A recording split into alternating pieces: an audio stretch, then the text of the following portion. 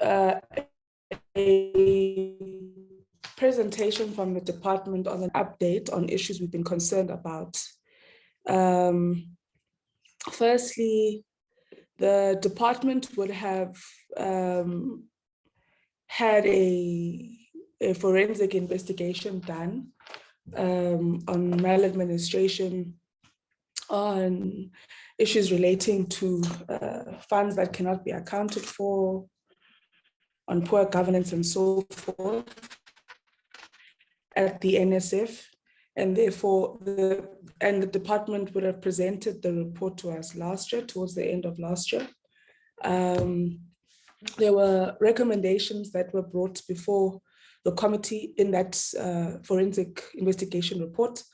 We interacted with the report, and the committee reaffirmed some of the recommendations and further gave other recommendations. And so we would want an update on the implementation thereof. We've also had the Ministerial Task Team that did a strategic review on the NSF, and we would want an update on the implementation of the recommendations that came from that strategic review. And then lastly, of course, there would have been concerns that the Auditor General would have flagged, and the NSF would have presented an audit action plan to us last year. Ours today is to get an update on the progress thereof.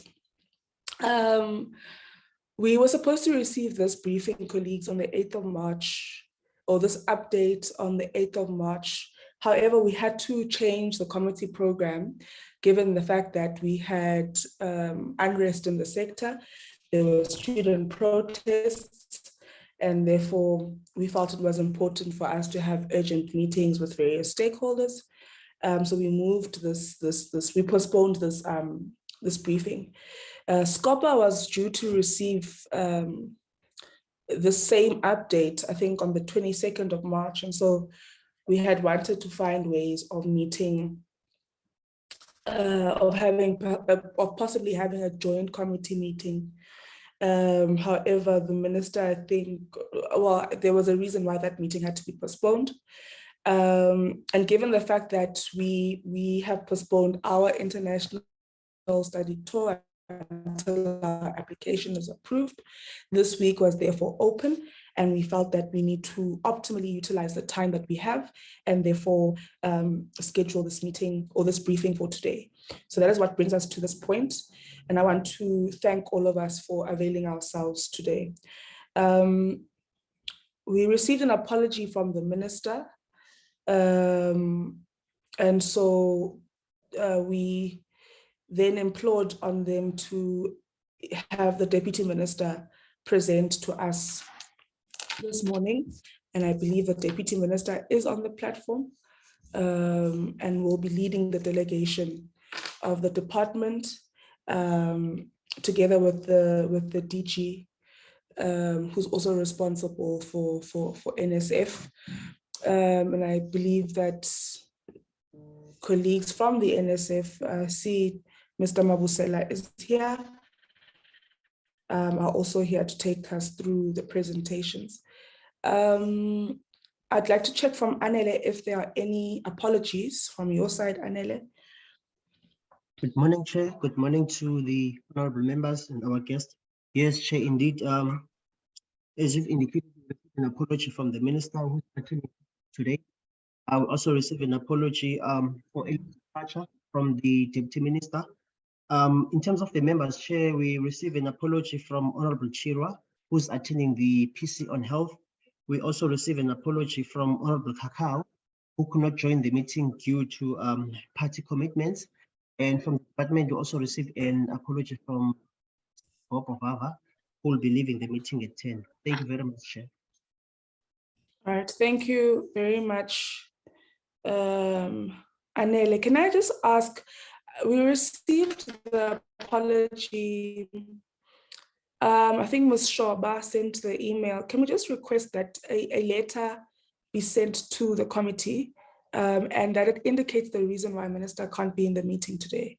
Just from a secretariat perspective, can we please have, you know, not just an email, but I think it ought to be in the form of a letter and also stating the reasoning why Minister can't be in the meeting.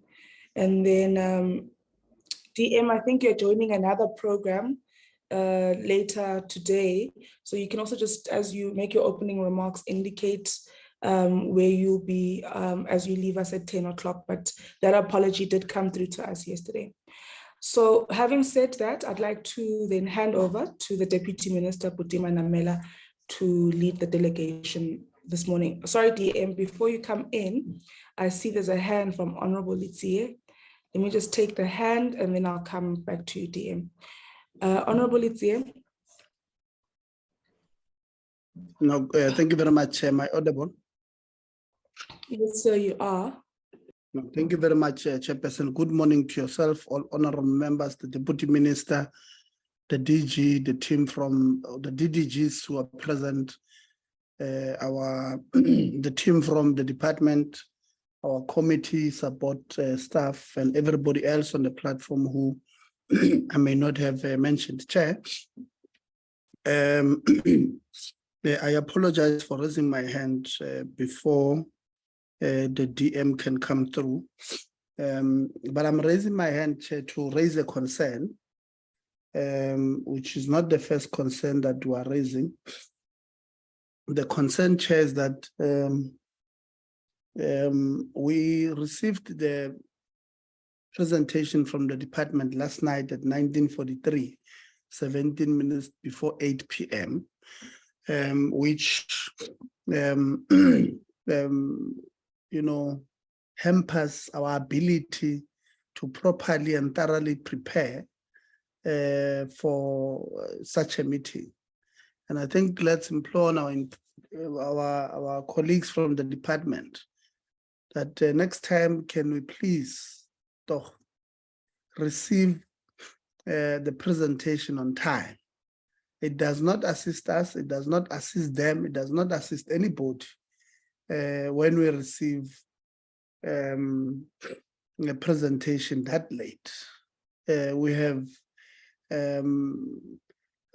so much to work through almost throughout the night in preparing for this meeting because we received the presentation late. Usually, Chair, we receive presentation on a Friday before the meeting on Wednesday. That gives us ample time to prepare ourselves. But this time, they sent it to us last night.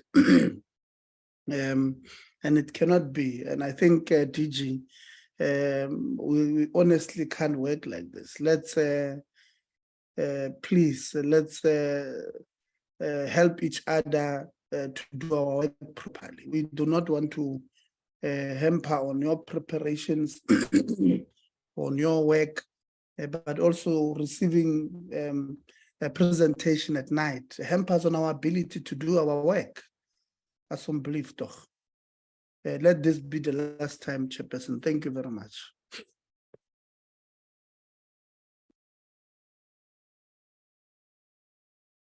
Honorable Litsie, I think that concern is duly noted. Also, given the fact that I think I don't know if you mentioned this, as I indicated to colleagues, my network is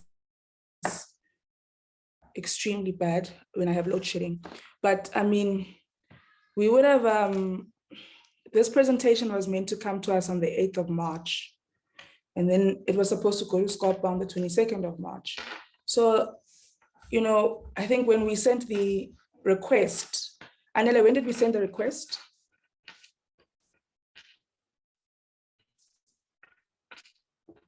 Chair, I'll just have to check and come back to you. Yeah, so it would have been towards the end of last week when we sent the request to the department. And it was on a meeting that's been postponed. It's not a new meeting. So, you know, you would assume that the documents are ready. They're just waiting for us to have the right time to meet, because the meeting was supposed to sit on the 8th and then go to another committee on the 22nd. And so it should have been sitting somewhere. But yeah. I'd like to hand over to the Deputy Minister, Putima Namela. Welcome, DM, and can you kindly lead the delegation into the presentation? Thank you, Chairperson, and the members of the Portfolio Committee for this opportunity to brief the department on the National Skills Fund. And just to indicate, Chairperson, that I was aware that the Portfolio Committee received the report late last night. It's something that we've raised with the DG and the officials, and I think the DG, when the presentation of the report starts, would give an indication as to what the reasons were for the report to be submitted late to the Portfolio Committee members. But getting into the purpose today, Chairperson, I think firstly to indicate that we're all aware that the National Skills Fund's audit report outcome, which had indicated that there's been a misappropriation of certain funds, has been on the agenda of Parliament for quite some time. I think this is a matter that Parliament and the Ministerial Department have been engaged into since early in 2021, and the matter basically came in on the basis of various fronts, but the main one being the audit findings and also the process that the minister initiated to get deeper into the challenges that were faced by the National Skills Fund at the time. And I think, as you may be aware, that certain officials were put on leave, including both the then Director General and the CEO and CFO of the National Skills Fund.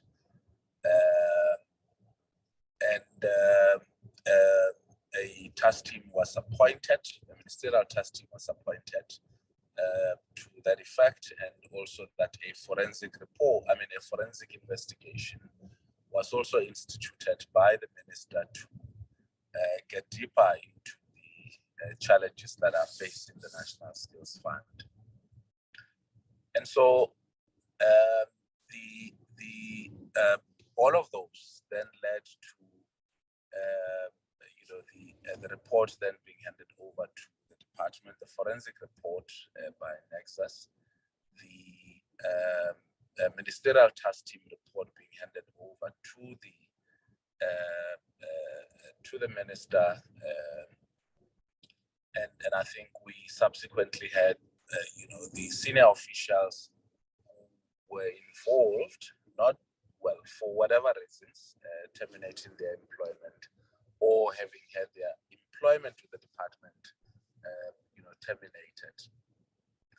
But we then engaged into a process of the implementation of the reports, the forensic report and the Ministerial Task Team report in terms of what needs to be done as it relates to turning around the National Skills Fund. And so the intention today is basically to give the Portfolio Committee a sense of the actions that we've undertaken in ensuring that we implement the Ministerial Task Team report recommendations, firstly. Secondly, the forensic report recommendations. And thirdly, the National Skills Fund audit action plan.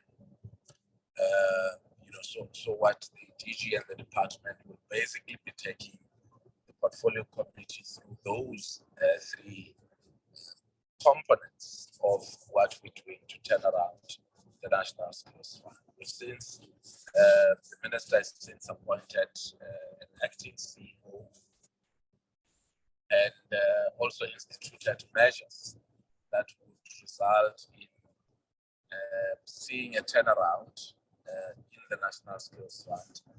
And I think we've heard that there is some improvement, although not to our satisfaction, and surely not to the satisfaction of the portfolio committee, but insufficient as this may be, but an improvement as it relates to the financial management of the National Skills Fund, with an improvement in terms of the audit report.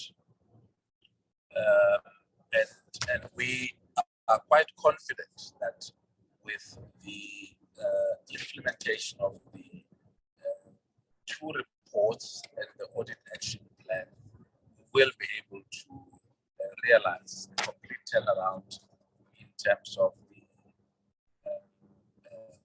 governance, in terms of business model, and in terms of the various interventions that has been recommended by all the reports. Safe also to say, Chairperson, before I hand over to the DG and the CEO of the National Skills Fund, safe to say that since the receipt, I think in particular the receipt of the forensic report, we've made several representations to the Committee on Public Accounts, SCOPA, and we have also had, through our DG, interactions with the SIU, and that the Hawks have also begun investigations in terms of this matter, as per the, well, not only the recommendation by the public accounts, the Portfolio Committee on Public Accounts, but also as per the recommendations that had emerged from the forensic report itself. There have been officials who have been suspended, and investigations in this regards are underway. And as soon as the SIU, I think, finalizes, as per briefing from the DG and its interaction with the SIU, as soon as they finalize their submissions to the President, that will then be done so that investigations into this matter proceeds. So basically, that's that, Chair of the Portfolio Committee, and I'd like to take this opportunity to hand over to our DG to lead with the presentation. DG.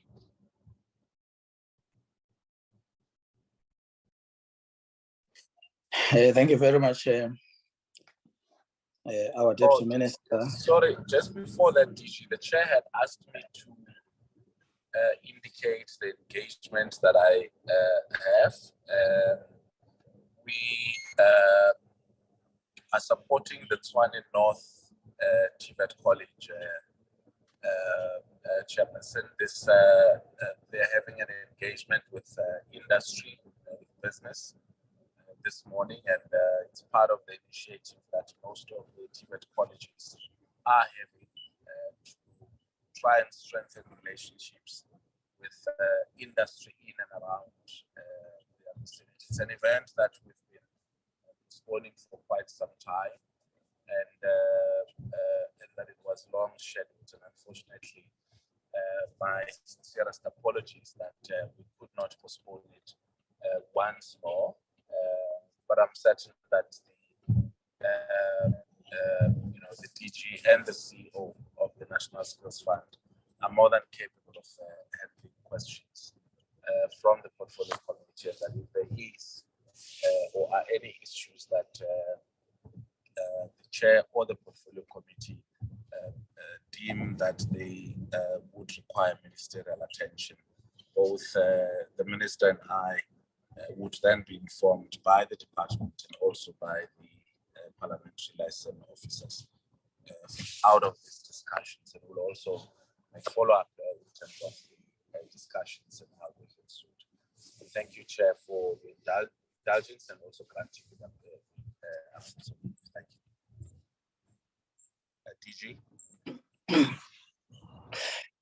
Thank you very much, our Deputy Minister, DM Puti Khwaridi Manamela.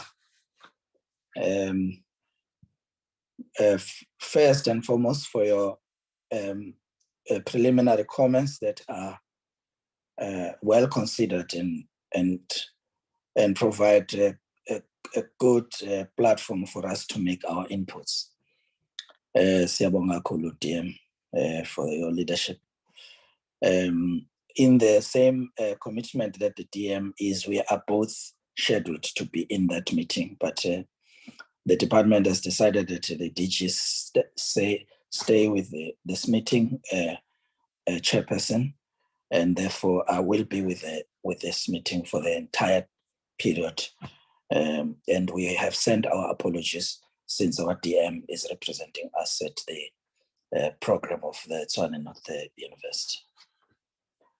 Good morning to you, Chair of our Portfolio Committee, Ms. Nompendulo Mkajwa, the Honorable Member of the Portfolio Committee and Member of Parliament that we respect so much. I'm not alone, Chairperson. Today, I am with the advisors in the Office of the Minister. As you know, each time the Minister is not able to attend, but he also makes sure that the Office of the Minister is well represented, at times with the full compliments of all the advisors, and it's a case today. We have advisors from the Minister's office present. I also wish to indicate, Chair, that the Deputy Directors General of the department are here with me, present, but not only that, the Chief Executive of the NSF, Mr. David Mabusela, is here with us and is ready to do the presentation as requested by the Portfolio Committee. Good morning to all the honorable members that are present today. It is good for us to be here to come to the Portfolio Committee and account on the work that we do. It's an honor to us, and we take this with our both hands. The chair of the Portfolio Committee knows that in the past there used to be the issues around the delays in the submission of reports, and we fixed that. We appointed capable people in the parliamentary liaison office of our department and strengthened this. Even now, we've got Mr. David Mabusela appointed in this. So as we have done in the past, Chair, if there is an error on our part, we don't try to make it sound like it's not significant to improve. We take full responsibility for it, and we prove immediately thereafter that we are determined to keep the system more efficient, and apologize to honorable members for the omissions, and we don't make excuses for these things. We work hard to fix them, and that's the same case today, Chairperson. We are determined to keep the system the way you want to see it. Chair, today I am not only going to speak as the DG of the department, but I'm also going to speak as the accounting authority of the National Skills Fund. And therefore, please allow me to take a little bit of a while to provide the necessary context so that when Mr. Mabusela, our Chief Executive, makes the presentation, our voice is heard and is very clear on key issues that have been raised by the Portfolio Committee. Chairperson, the Portfolio Committee, as you have directed us, have indicated that today we need to present on the implementation of the MTT report recommendations. Secondly, that we account on the implementation of the recommendations of the forensic report on NSF. And lastly, to me, the most important is the NSF audit action plan. We present in this presentation and try to cover all of these areas, Chairperson, taking into account that this is a PowerPoint presentation and we are actually presenting on very detailed reports. We will be ready to provide any further information, whether in writing or in our response today, as best as we can, Chairperson, to make sure that our Portfolio Committee is supported in its function of oversight over the work of our department. A number of important issues needs to be mentioned as we present today, particularly if I were to start with the Ministerial Task Team report.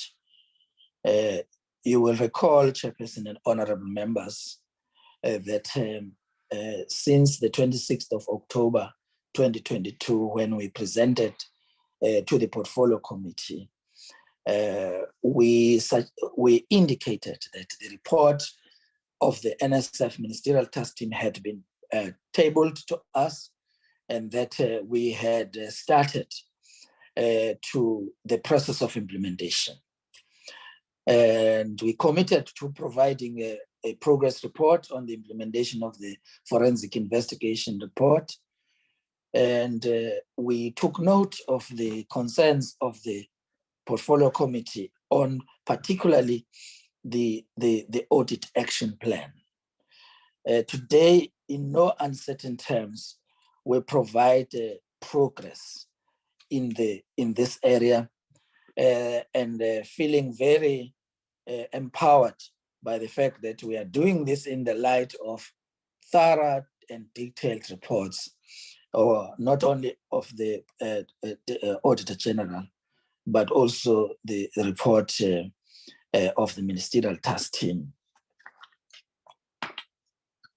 Once, Chairperson, we received the report of the Ministerial Task Team, and you will see this in the report, we set up work streams. And Mr. Mabusela is going to give us details into what each of these work streams have done. There are 5 of these work streams, initially 4, but we thought that we needed to have the one on change management, so that this, in terms of the recommendations, is also a priority. So there are 5 streams. One that is focused on the governance. As you know, that NSF is a Schedule 3A entity, and therefore its governance, areas should be looked into in the light of its mandate. And we provide progress regarding this area, Chair. The second stream speak to business model, or the operational model and value chain stream. And the value chain stream has done some work, which we are looking at ensuring that the target of the 30th of November 2023 is met. And we provide today an indication of how far we are in this regard. It is important that I mentioned that a lot of work has been done in the third stream, which is dealing with strategy, innovation, and organizational performance. In this particular work stream, there are focus areas which we are presenting today, but as we present, we also indicate what it is we have done so far. And overall, I'm satisfied as the accounting authority of NSF that this is good work in progress. The HR area was also quite important. And I think, as you know, that in terms of Section 197 of the Labor Relations Act, the HR function of the department is established as a juristic person, and we provide clarity in this regard, Chairperson, in terms of that, but also how the recommendations of the MTT in this area have been implemented, so that the medium and long-term outcomes and the timeline of ensuring that by the 31st of March 2024, some of the work would have been done. And I think this is going to be reflected in the report, but also in terms of the audit action plan, because the Auditor General also did mention that some of these issues are to be attended to. The last stream, the fifth stream, change management stream, also Chairperson is reporting today in terms of the work that is being done. So in terms of the MTT report, Chairperson, those are the key areas that we are reporting on today. The second part of our presentation speaks to the progress regarding the implementation of the forensic investigation report, an initiative of the Minister, Dr. Blade Nzimande, the Honorable Minister responsible for higher education and training, science and innovation, the two departments that work hand in hand to advance the human capital needs of our country, as well as issues around science and innovation. Chair, in this report that we are presenting today, there are three key areas that we speak to. Firstly, it is to report on our progress in terms of internal processes of the department. And in this regard, Chairperson, we had reported in the past that whereas we had already started the suspension of those officials that were implicated in the report, we further added other officials that we did not report to, from 5 to 7 now, the total number that has been suspended. But further to that, Chairperson, we report today that all of them have been charged formally, and those preferred charges, we have also given them a chance to respond to the charges, and all of them have also responded to the charges that have been preferred. We have, Chairperson, appointed an independent panel. It was an intention to appoint at the time we're here. I'm happy to say that panel has actually been responsible for the preference of the charges to these officials. So it is in place, and we have had to do a procurement process for ensuring that all evidence required by the independent panel is presented to the department by the investigators. That, again, Chairperson, has been done, including all the procurement process that is required. including the appointment, which means we finalized on all of that. Lastly, Chairperson, we already have now scheduled the hearings. With effect from the 3rd and the 5th of April, those charged will now have their opportunity before an independent panel, of which it's the work that I wish to credit the state attorney for having assisted us to procure the services of top legal minds that will independently marshal this process with integrity and with the kind of rigor that can be expected of an entity that is trusted with managing the funds of the public. And it's an honor for us to be in that space.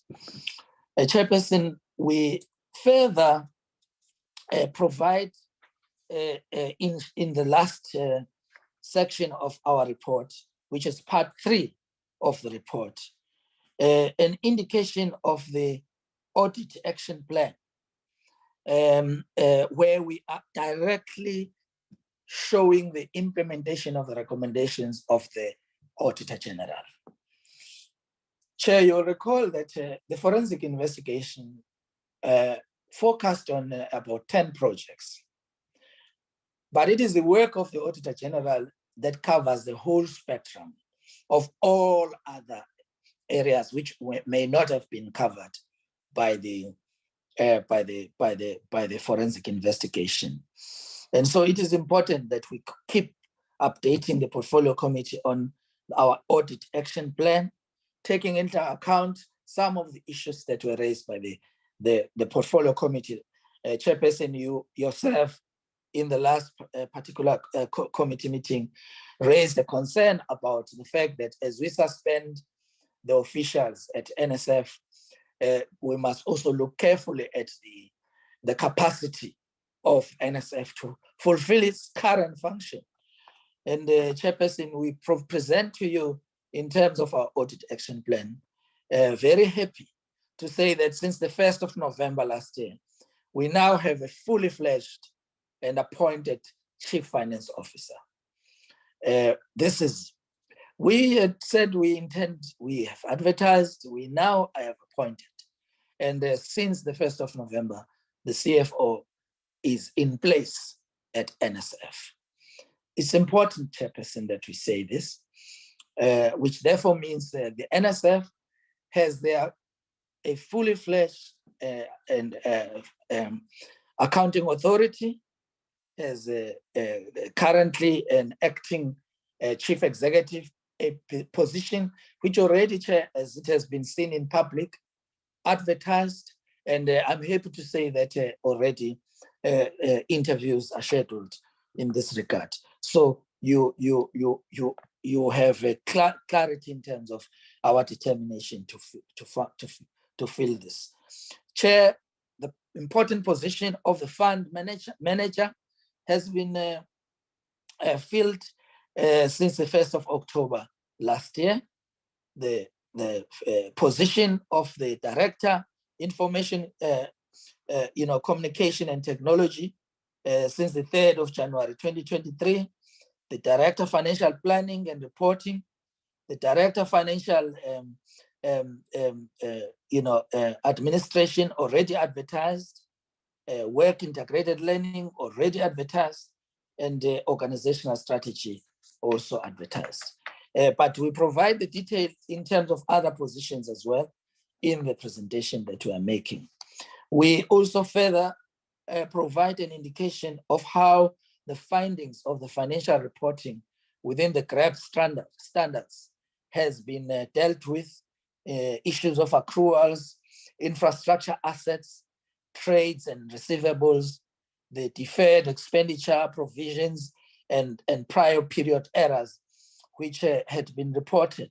We are happy to give our portfolio committee up to speed regarding the progress we've made in this regard. The findings on institutional performance information is reported upon, the findings on skills development implementation, as well as the findings on governance, risk and compliance. These, Chairperson, are fully accounted upon today in our presentation.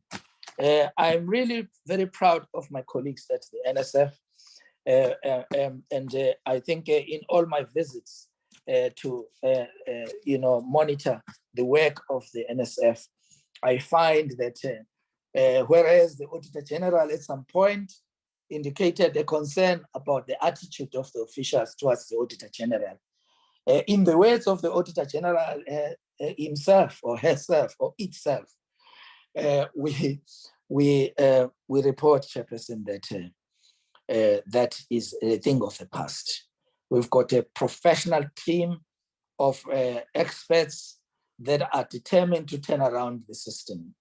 And what we reported in the past in terms of the audit outcomes of NSF, which was not pleasing, that we had a qualified auditor opinion. But the fact of the matter, we had turned around the 3 adverse findings in 3 conservative years. All obviously, Chairperson, we are determined and encouraged by this progress, notwithstanding that it is no way the kind of progress that we want to see. We want to see a clean audit in an entity that is responsible for the funds of our department. Chairperson, in this regard, allow me, with your permission, therefore, Chairperson, to hand over to the Chief Executive of the NSF so that he presents the full account as requested by yourself. We thank you for your leadership, Chair, and for your advice and that of the entire portfolio committee. We believe that the progress we are reporting today is also because of the wisdom that we acquire through the advices and directions that were given by the oversight system of our parliament. Thank you, Chairperson. With your permission, may I hand over to the Acting Chief Executive of the NSF, Mr. David Mabusela.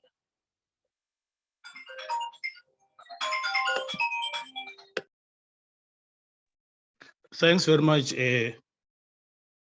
Thanks very much, TG. Good morning, Honorable Chair. Good morning, honorable members of the Portfolio Committee. Good morning, my colleagues in the Department of Education and Training. And also good morning, the Deputy Minister and his team. The Director General has summarized the presentation, Chair, in a very succinct manner. I'll try to go through the details thereof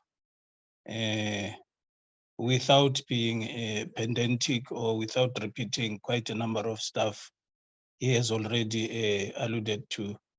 I'll be assisted by Mr. Mutlame to glide through the slides. Mr. Mutlame, please, the next slide.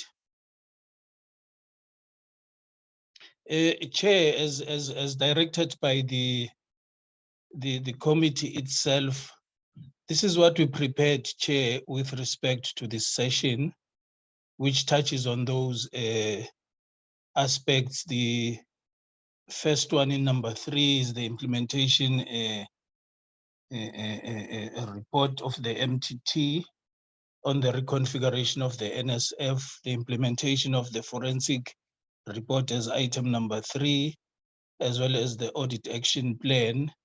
This is subsequent to our engagement, Honorable Chair, on the 26th of October last year. These are the areas that I will go through, Chair. Next slide, please.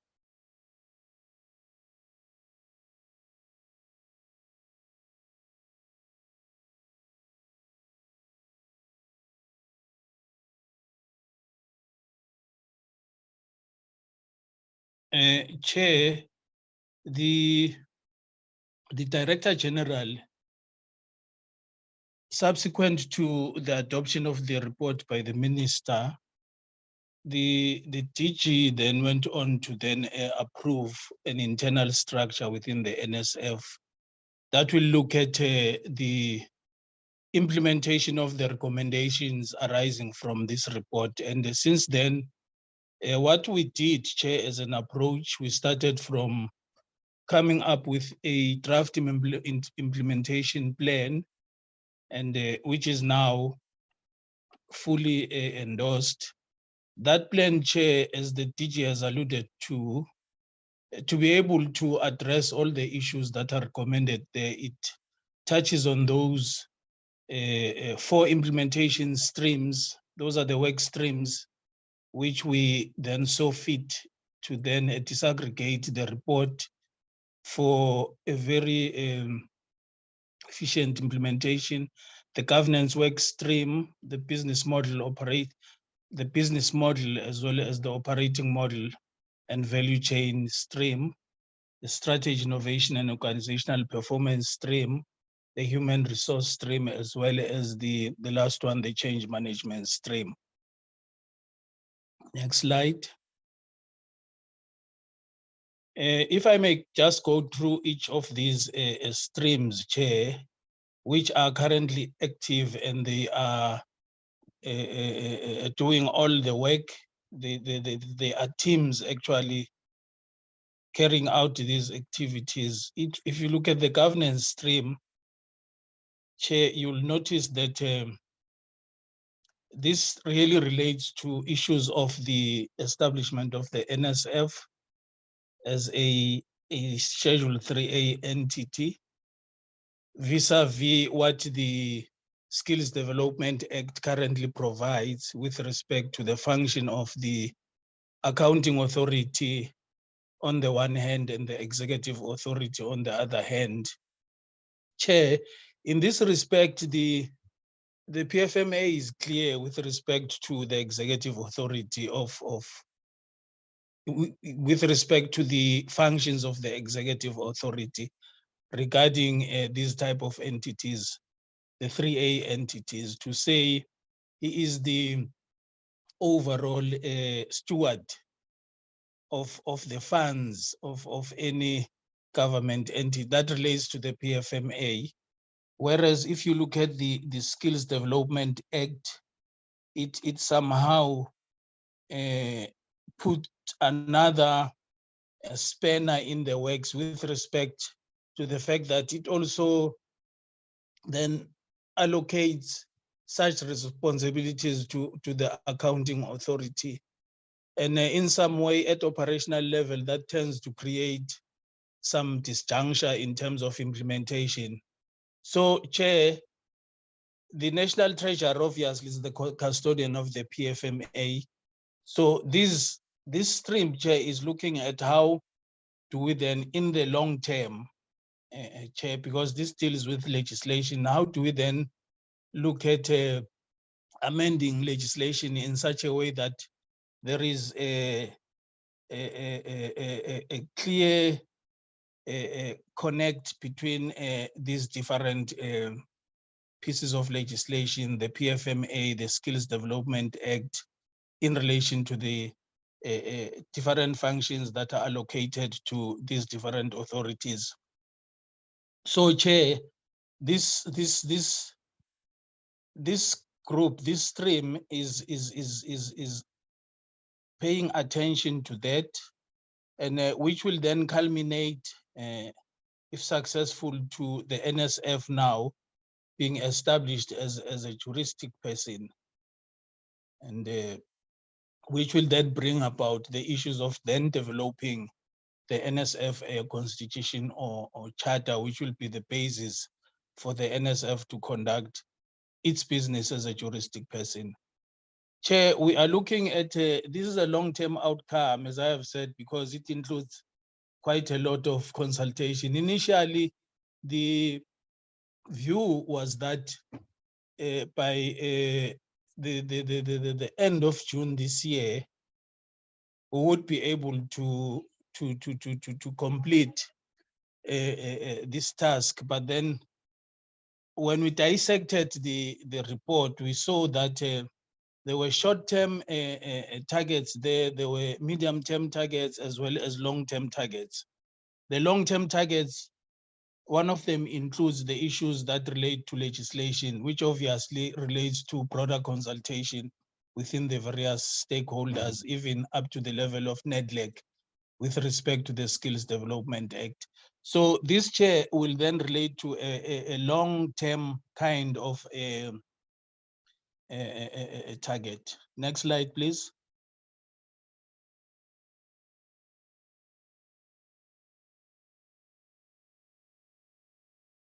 The second work stream, Honorable Chair, it relates to the business model drafting as well as the operating model and the value chain of the NSF, because these three are actually interlinked. As far, Chair, there has been an internal consultation with respect to our current business model, whether it responds to the issues of skills development out there.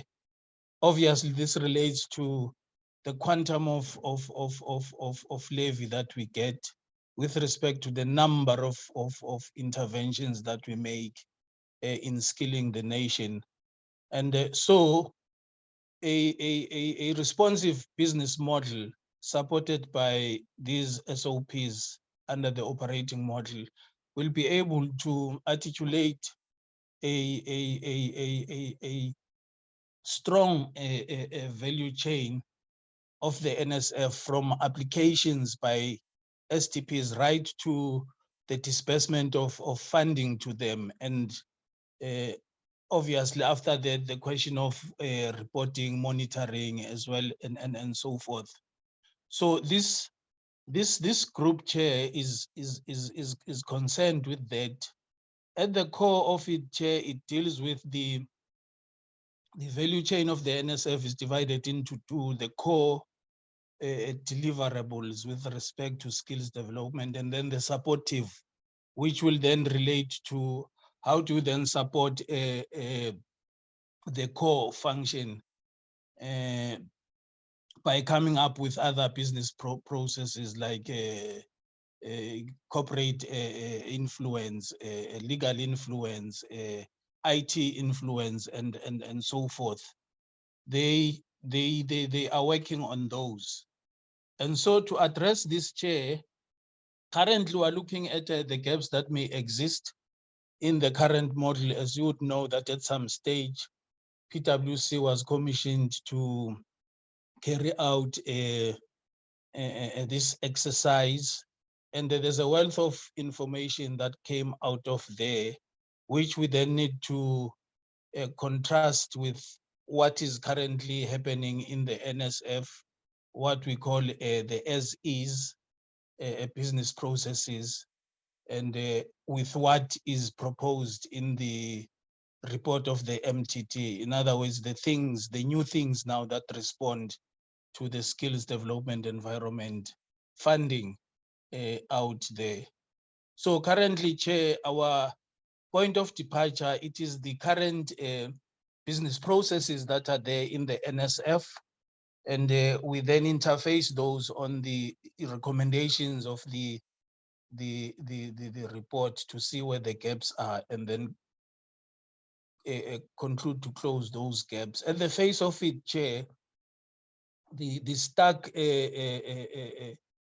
or the easily identifiable deficiency within the support environment, obviously it is the IT environment of the NSF, which has in some way also compromised us in the previous years with respect to meeting the requirements of the Auditor General with respect to the availability of information and other related things that support the movement of funds from application right to the disbursement to skills development providers.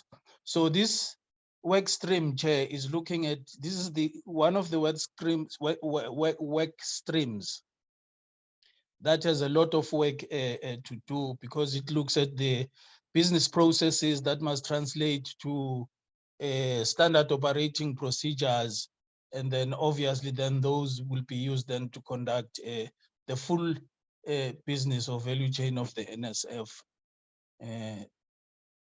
Chair, the documentary processes here, we're looking at having achieved a lot by 30th of November, end of this year. And yes, we're looking at having achieved quite a lot. As I have indicated that we're not starting from scratch here. There are already reports that are there, which we just need to tweak in relation to what is required from us arising from the report. Next slide.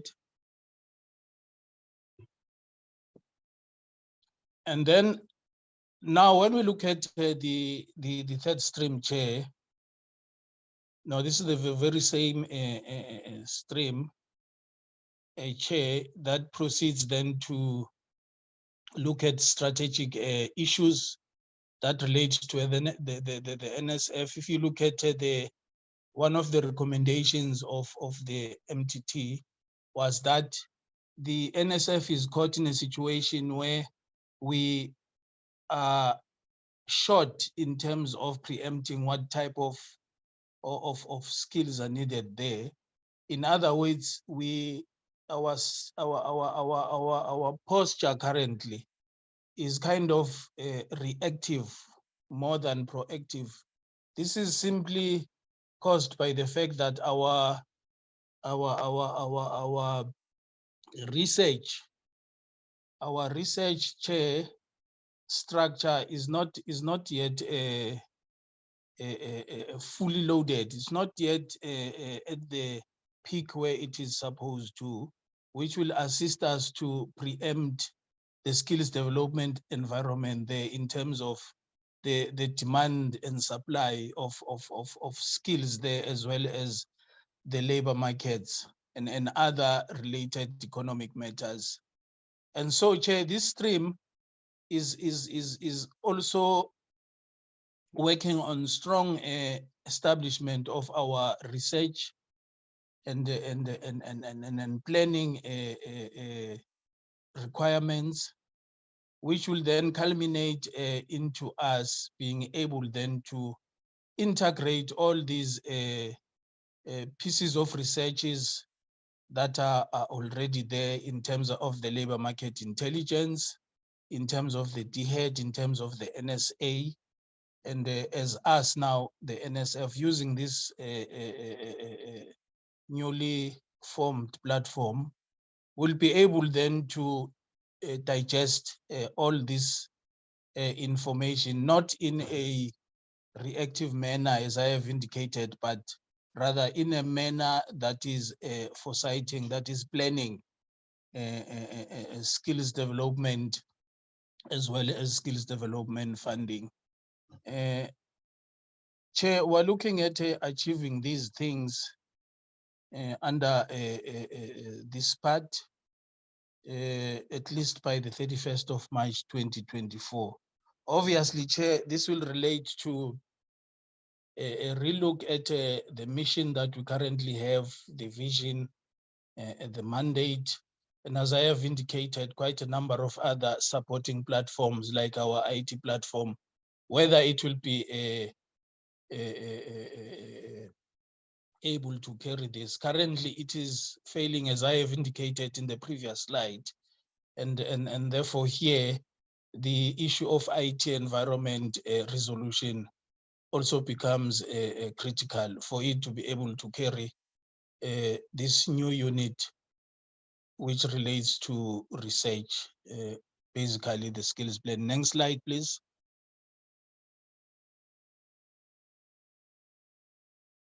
Then on the human resource work stream, Honorable Chair and members, here, Chair, I must say that this work stream is running concurrent processes that are already unfolding as a result of the persistent findings by the AG with respect to NSF lack of capacity. It addresses the short-term requirements as well proceeding to, I'll explain this under the audit action plan, as we process the filling of the vacancies within the NSF, which is not something that has to start, but it's something that has already started. However, if you look at our human resource capacity within the framework of the MTT report, it relates to expanding the NSF with respect to capacity. One, for an example, one of the issues that is raised there is the lack of solid project management within the NSF, which is critical at SDP level in terms of project monitoring and so forth. It also, the report also proposes quite a number of other support structures that need to be developed in the field. We are directed here, Chair, by the organizational structure as well as the functions as recommended within the MTT report. Chair, however, the bigger picture now with respect to this, it will entail issues of Section 197 now of the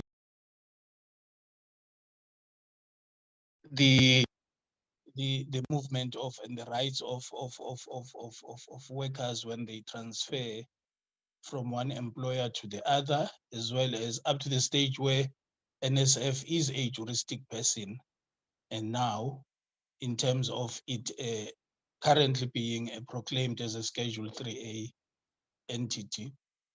This will relate to transfers, of course. This needs to be planned, Chair, consultation with the labor front, and it's quite an involved process. This one, Chair, I must just, it suffices for me just to say, we will currently deal with how do we then set out the 197 LRA processes.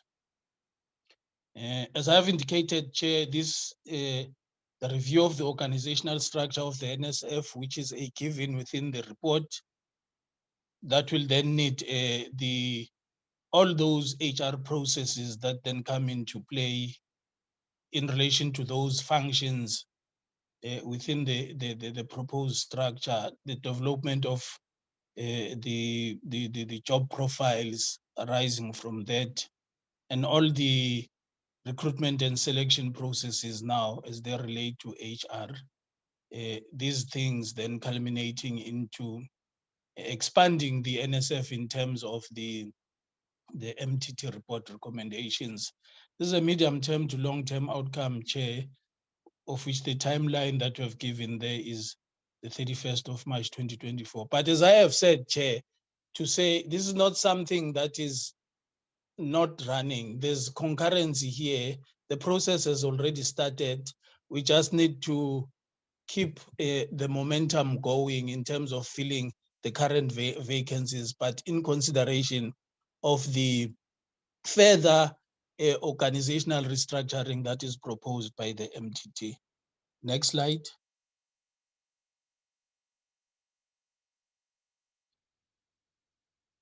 Then, Chair, the last work stream relates to change management. I mean, the theory of change here, or change management stream, that relates now to proper communication within the entire family of skills development stakeholders in relation to what the report has recommended, adopted by the minister.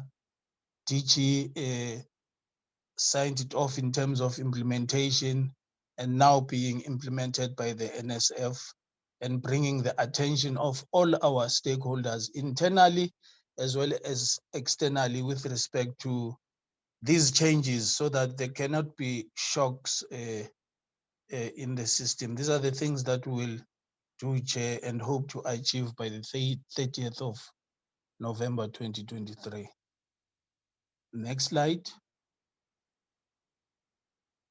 Chair, that was the progress report on item number 3 that relates to the implementation of the MTT report. On part 2, the implementation of the forensic report now, the DG Honorable Chair has already touched on this aspect where the process is now at the stage where part of it, actually 3 parts are coming out here. The internal part that relates to consequence management is arising from the forensic report, where people were charged based on the 10 sampled projects, and they were served with intentions to charge them, and they responded. Some of them used their legal avenues to defend themselves, and within a week or 2, Chair, the sittings will start now.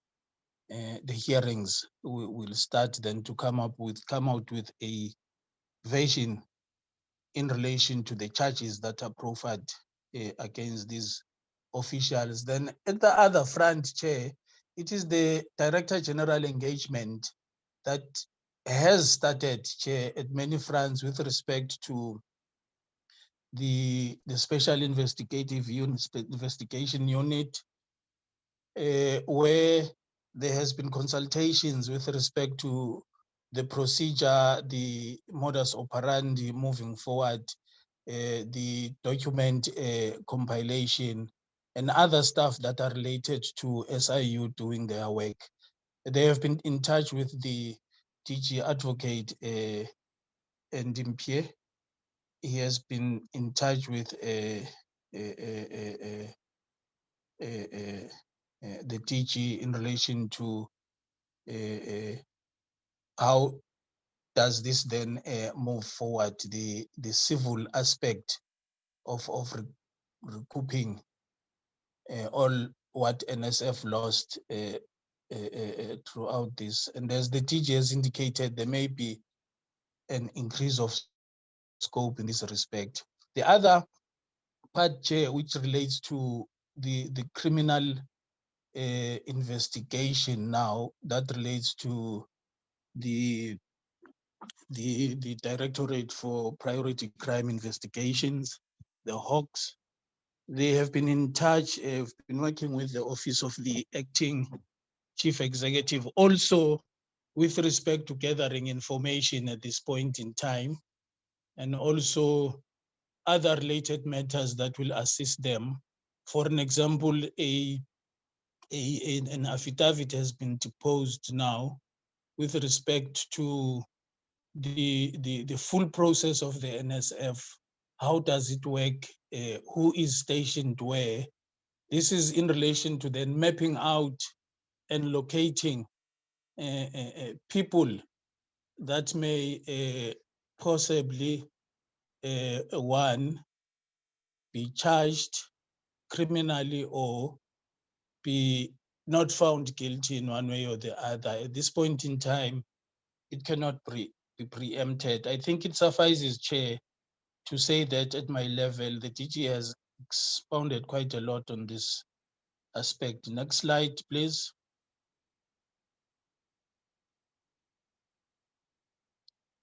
And Chair, here again, now that I've indicated that the hearings will be starting, the Nexus forensic investigators, they will be our lead. They will be our lead evidence witnesses, Chair.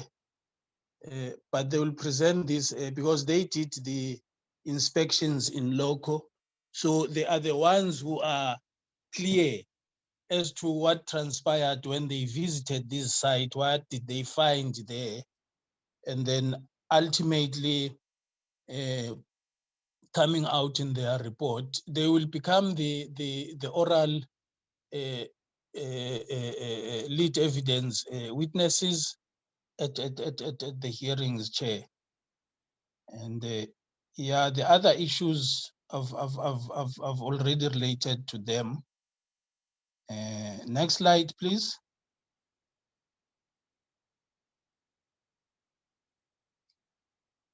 Thanks very much, Honorable Chair.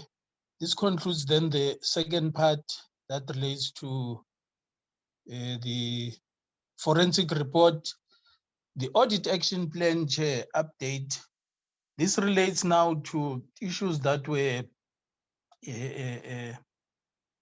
pointed out by the AG, which were then supposed to address as the NSF.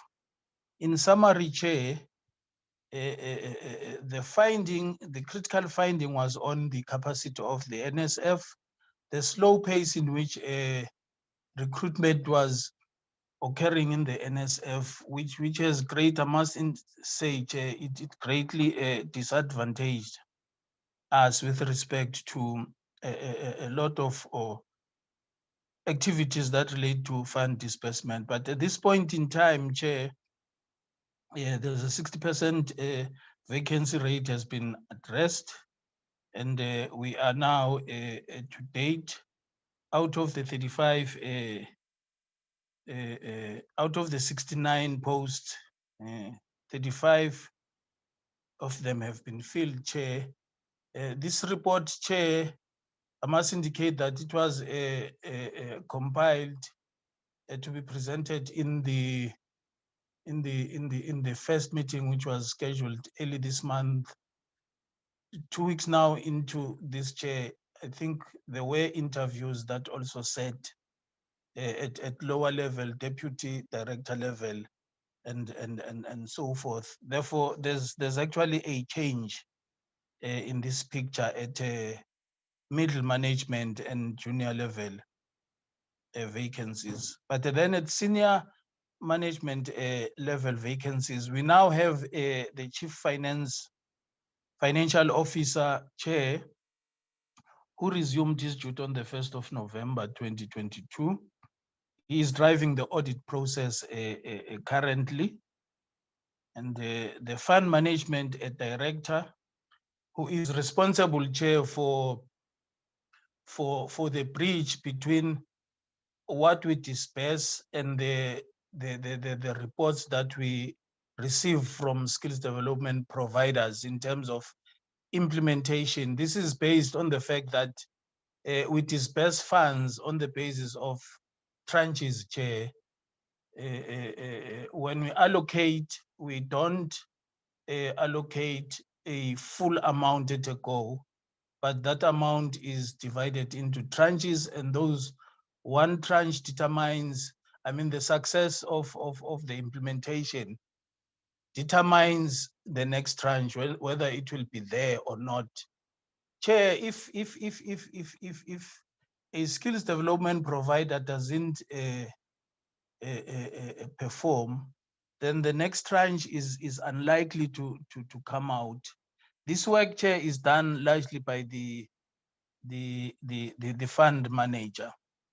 And so at that aspect now we are covered, Chair, with respect to that. The AG, what he has found again was the fact that if previously when he was looking at our expenditure in relation to outcomes or outputs rather, there was a very great disjuncture. Funds were dispersed, but then if you look at the reports were not reaching the targets which were initially concepted within the MOAs that were signed. And so this aspect of the AG with respect to the reconciliation of the expenditure of the skills development, the expenditure of the NSF, which is disbursement in relation to the outputs, is now addressed, Chair, with respect to the fact that we have now a head that will concentrate on that. The director for IT has also been appointed. He assumed duty on the 3rd of January, Chair. This is also a very critical aspect, Chair, as I have indicated previously to say, we, as of yesterday, need a strong IT platform within the NSF. I mean, for the fact that the type of funds that we handle, they're quite vast, and also the skills development environment is quite extensive there, and therefore manual work is not really going to take us permanently out of the situation that we are at. And this person that we have appointed, we ascertain, Chair, to a reasonable point of probability that he will assist us with regards to establishing a reliable NSF IT platform moving forward. And then these other posts, Chair, they are as indicated there, and it is work in progress. And we'll report, Chair, as we progress with respect to the filling of these posts. Next slide, please, David. This is just Chair, a breakdown now of the posts, as I have explained previously. Proceed, Mr. Mklame. Then, with respect to financial issues, Chair, one of the findings, Chair, related to the NSF, not necessarily, in fact, it's a wrong term to use. The right one is not using the GRAP standards as prescribed, the AG, and that affected then the reporting of the accruals, the infrastructure assets, and a whole range of other things, trades and receivables, as well as the questions of provisions, as well as prior period errors. Now, we have since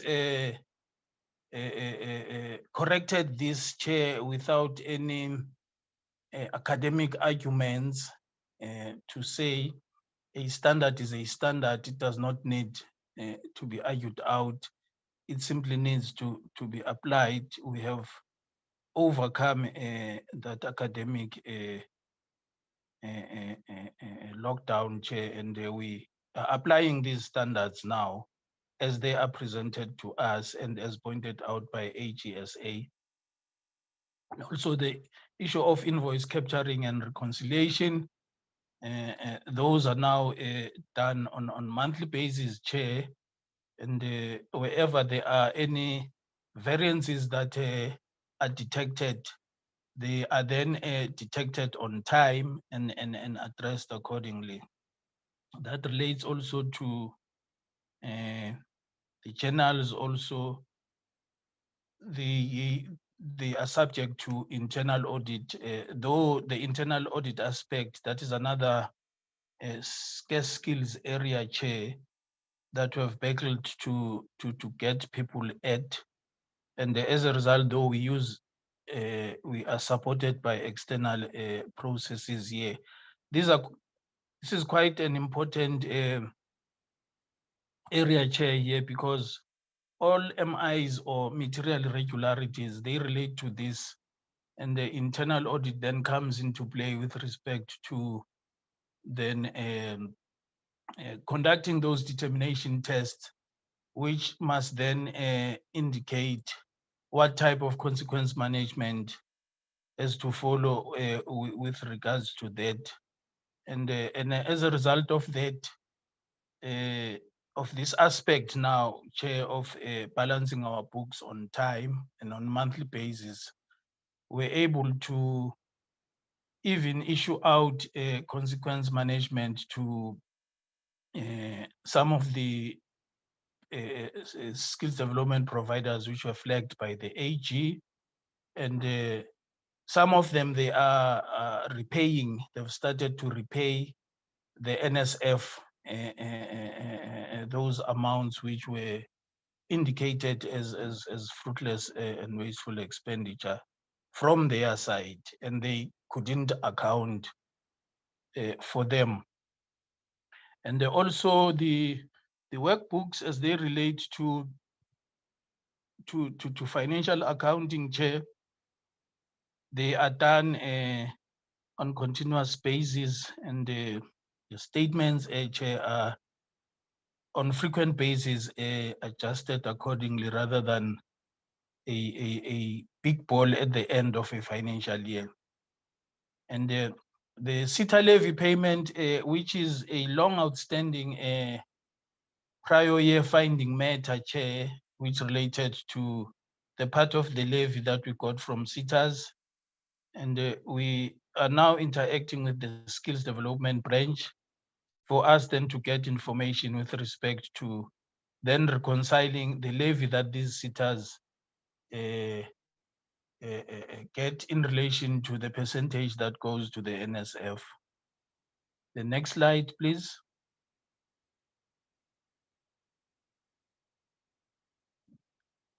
Then, Chair, the third finding was in relation to performance, institutional performance information. Yeah, Chair, here we still have a mountain to climb, I must say, in the fact that this is the area where the tire meets the road. That is where our skills development providers are.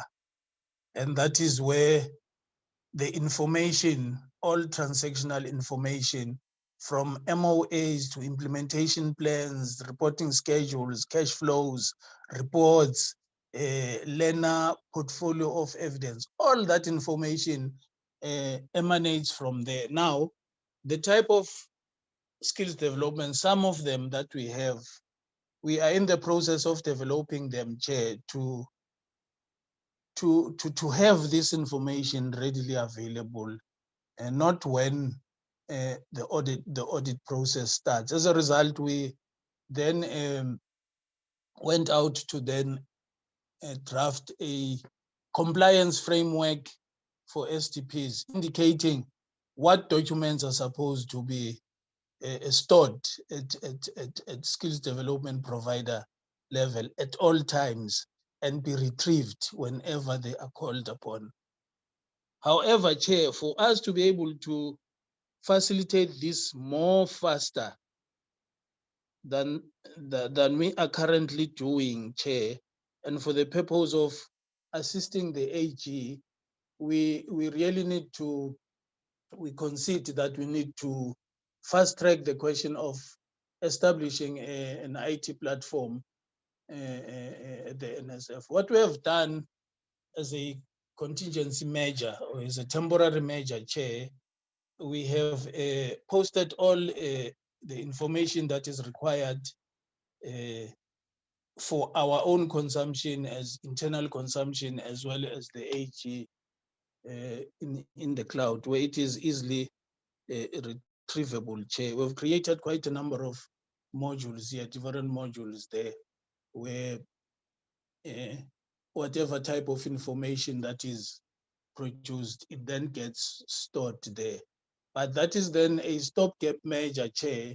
This we concede that we'll be able to address it once we have a fully fledged consolidated IT platform in the NSF. What is good again here, Chair, is that we are able to respond now to the HESA RFI's request for information, as well as COFs, and it is no longer just a deafening silence. We are able to do that, and the AG is able to look at what needs to be done. Now, this Chair area, we have addressed this Chair, all those things that were indicated here with respect to our information performance, poorly defined technical indicator descriptors. We have redefined those.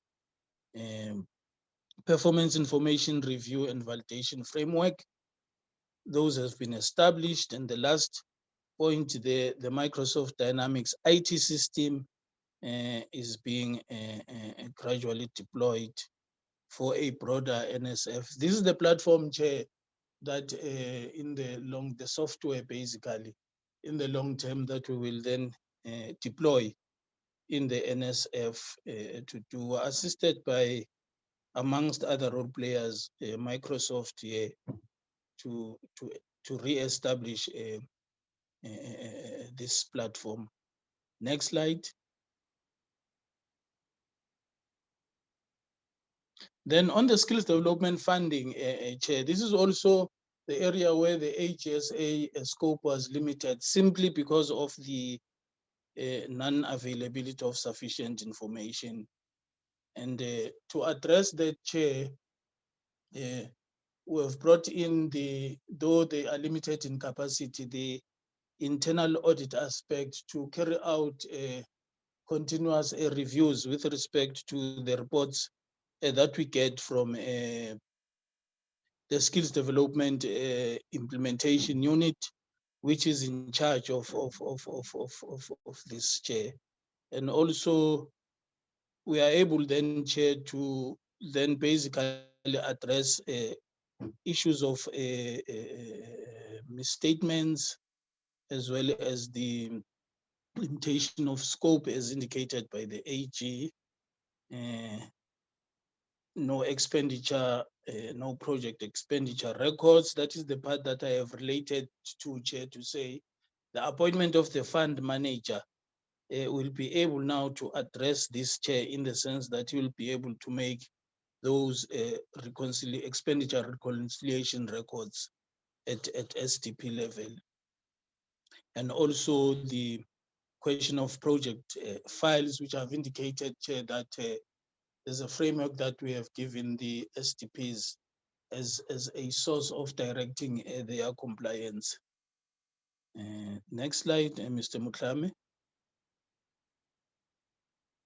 And then on issues of governance, risk and compliance, Chair, what is key, Chair, here was that the determination test, Chair, have related to this point to say we are able now to, with our internal audit, to conduct determination tests, which basically, Chair, the importance of them to us as the NSF, they establish a very solid ground from which we can carry out consequence management. Now, if we don't do this determination test, which extract evidence of non-compliance and attach them to specific people to take responsibility, most of the time we lose these cases. But then if determination tests are done scientifically, they come out and they produce we're able to move swiftly with respect to consequence management. That is why I have indicated that some of the STPs there, they have already started, Chair. They were issued out with non-compliance letters, and some of them admitted guilt, and they started, Chair, to repay some of the monies that were not used correctly back to the NSF. And so, Chair, this aspect of internal audit, we are gradually moving to close it. Once we are fully capacitated here, we will roll more than this. And then these other things are just a, Chair, of what the internal audit had to look at arising from the AG findings. What is critical, Chair, here is the last bullet there, where we have now established our own risk register as the NSF. And previously, our risk register was attached to the DHET one. But since from end of last year, early this year, we were then able to finalize our own risk register, which we then are currently using to then locate our risk areas, monitor them, and report them and intervene timelessly. Thank you very much, Chair.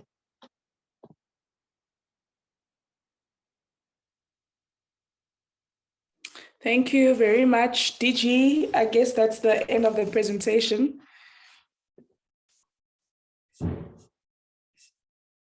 Okay. All right. I think. Sorry, Chair. Chairperson. Yes, DG. Yes, indeed. That's the end of the presentation, Chair. I just wish to just make an addition, Chair. If this is fine, but I could also do that later, according to the discretion of the chairperson. Okay, maybe let's go and let's take questions from members and then we can come back to you as you wrap up. Okay. All right, thank you very much to colleagues, to the Deputy Minister, Butima Namela, the DG Sishim, and as well as Mr. Mabusela for that presentation. I think from my side, as note hands from members, please, if members can start to indicate their interest to engage, I'd appreciate it.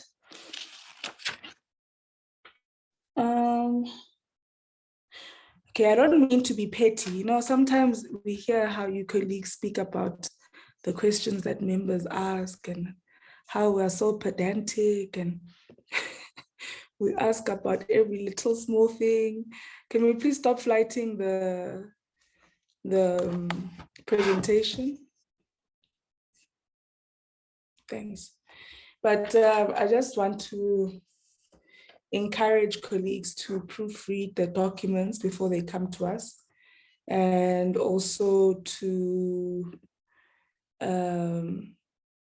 just proofread the documents in terms of typos, grammar, you know, so that when we read it, it reads easily and we don't lose your communication. We don't lose the essence of what you're trying to communicate, you know. So I just think, yeah, it might be a petty small issue, but I think it's important in terms of wanting to thoroughly communicate your work. Slide 3 says that you have 4 streams of implementation or 4 implementation streams, but I keep on seeing 5. So I don't know if we want to fix that, because on the slide, it says that we have the governance stream, the business model, operating model and value chain stream, the strategy, innovation and organizational performance stream, the human resource stream, and the change management stream. I actually look at my fingers so that I make sure that I'm counting 5. And then as you look at your slides, it's still 5 slides: governance, business model, strategy, innovation, human resource, and change management. So I think we have 5 streams. I don't think we have 4 streams, but you'll just clarify that. My understanding is that when we met the last time, we had said, just one second, we had said that, I'm just looking for the slide. We had said that the timeline for the implementation of the recommendations from the MTT report would be from the 1st of July to the 30th of June 2023. But when I look at the part 1 of the presentation, the timeframes we have set there vary from this year to next year. I think the latest is March, it's the 31st of March 2024. And then the earliest would be of November 2023. So we've changed. I mean, I don't know what we meant, you know. So because, for example, I want to implore that that you send us a presentation that has the various activities under each stream, but with timeframes. So I mean, there's certain things like setting up, establishing the research, planning and monitoring committee. Is that your ultimate target for that particular stream is the 31st of March 2024. But some of the activities under each stream have varying dates in terms of when they must be implemented. You see, so essentially, I think you would want to set up a research planning and monitoring and evaluation committee right at the beginning so that it informs some of the decisions that you take of the organization, right, or of NSF. So you'd have varying targets. Some of it you'll have to do by the end of March, like throughout the year, but ultimately you want to have met the overall target. My understanding that you want to have met the overall target by the 31st of March. So I think it's important that you state that the different, so you put the activity on one side and you say what the timeline for the target is and what you need in order to set up to meet that target. So I think the committee is going to need a breakdown, a spreadsheet that breaks that down. Sorry, colleagues, I think I'm coming down with a bit of a flu, so I'm sorry if I don't sound well. I think, yeah, so if you can just also then clarify that shift in date from June this year to, so what did we mean? Did we mean we want to have started implementation by June this year? Or has that date holistically changed now? In terms of the review. And then on slide 9, we say that some used their own legal services support. So what did others use? So whose legal services support did others use? Slide 9, saying some use their own. So whose legal services support did others use? If you can just clarify that. And then can you please send us the latest data in terms of your vacancy rates? Because you have indicated that since the 8th of March till today, there is possibly progress, or there is progress that you have made. So can you give us the latest data on that in that regard then? And then could you kindly, you know, one of the biggest problems I have one of my greatest principles when it comes to skilling society is that whilst we skill society in terms of the actual technical skill, I think it's very important that as a sector we put as greater emphasis on supporting those technical skills with value systems and ethical skills and because I ultimately want to be brought into confidence that the human resource that we are now acquiring has the requisite ethical appreciation of the work that they're doing, right? And I want to be brought into confidence how your recruitment process takes that into regard, right? So takes into regard whether or not this person that we are interviewing, who has the technical skill that we need, has the ethical appreciation of what we want them to do in our institution. Because I think I don't think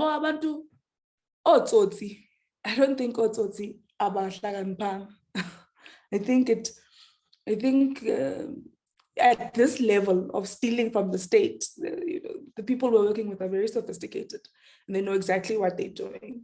So I think just a linear outlook into technical skill is not going to assist us as a country. We need to ensure that the people that are working for the country have an ethical appreciation of the need for our country to develop. And I think that it's important, DG, for us as a sector to play a critical role in institutionalizing that appreciation in our institutions of higher learning. You know, like we must, when we do curriculum review, we must look at how, you know, our engineering qualifications, our accounting qualifications, our, you know, like that there's somewhere some element of ethical ethical studies. And then if you can also send us a breakdown of your human, I guess I'll call it a human resource plan in terms of timeframes. So for example, on slide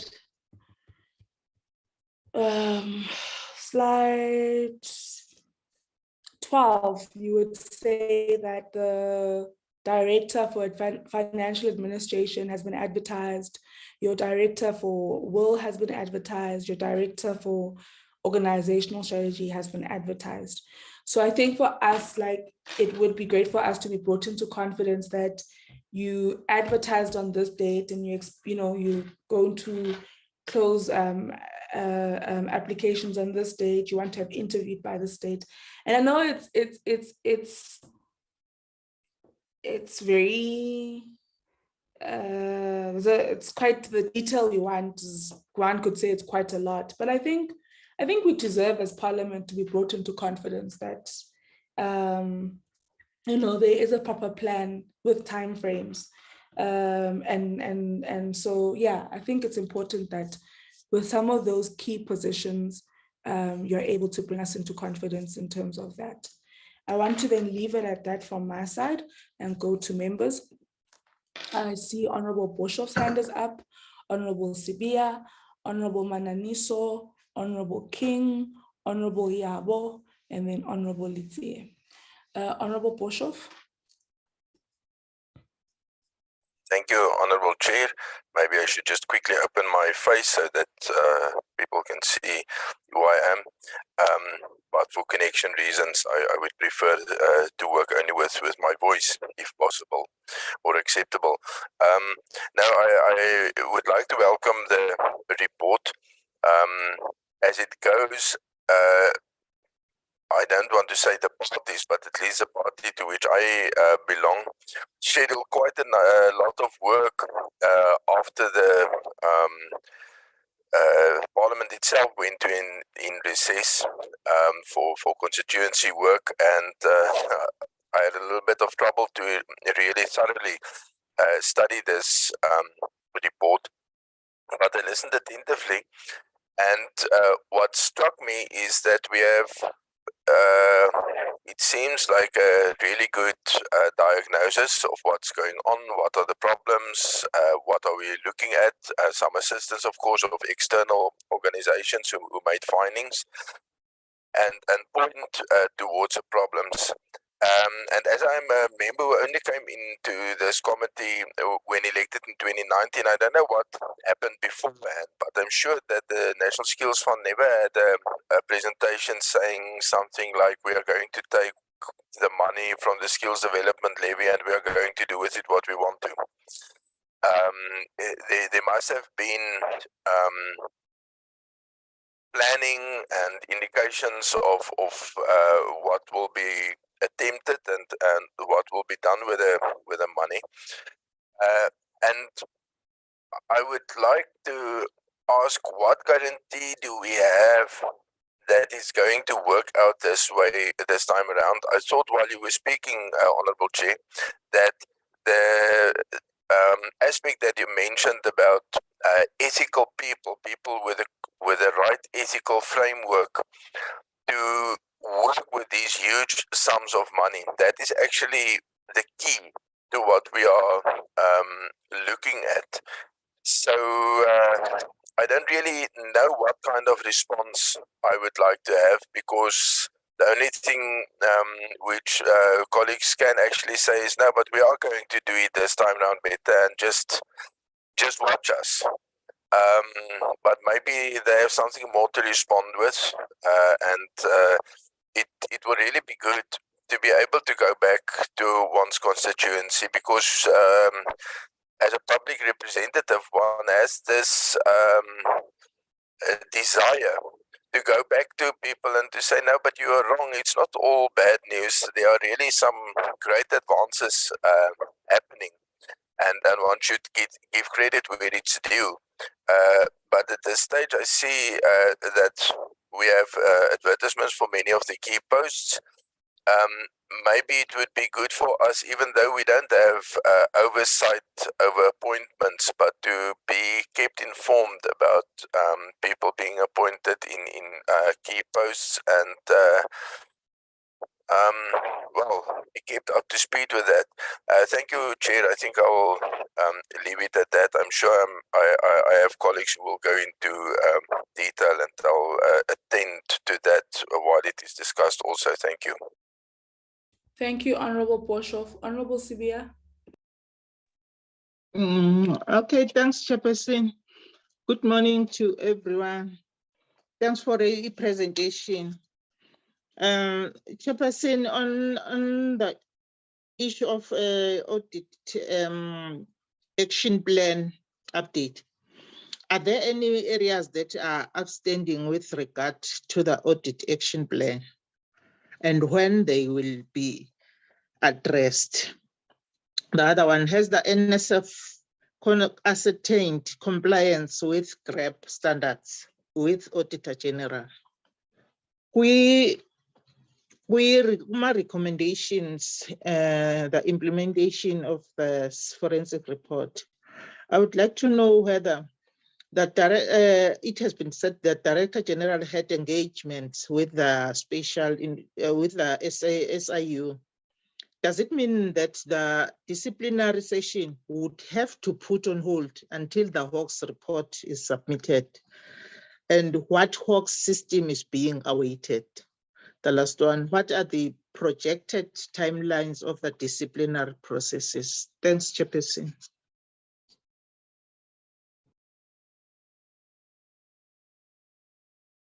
Thank you, Honorable Sibia. Honorable Mananiso. Thank you, Chairperson, and let me start by actually greeting everyone on the platform, and as well acknowledge the presentations that one could have received.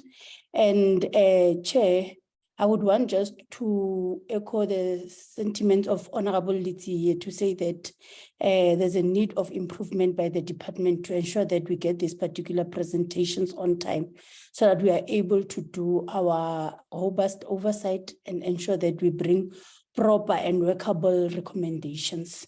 So I think it is proper for me to start there.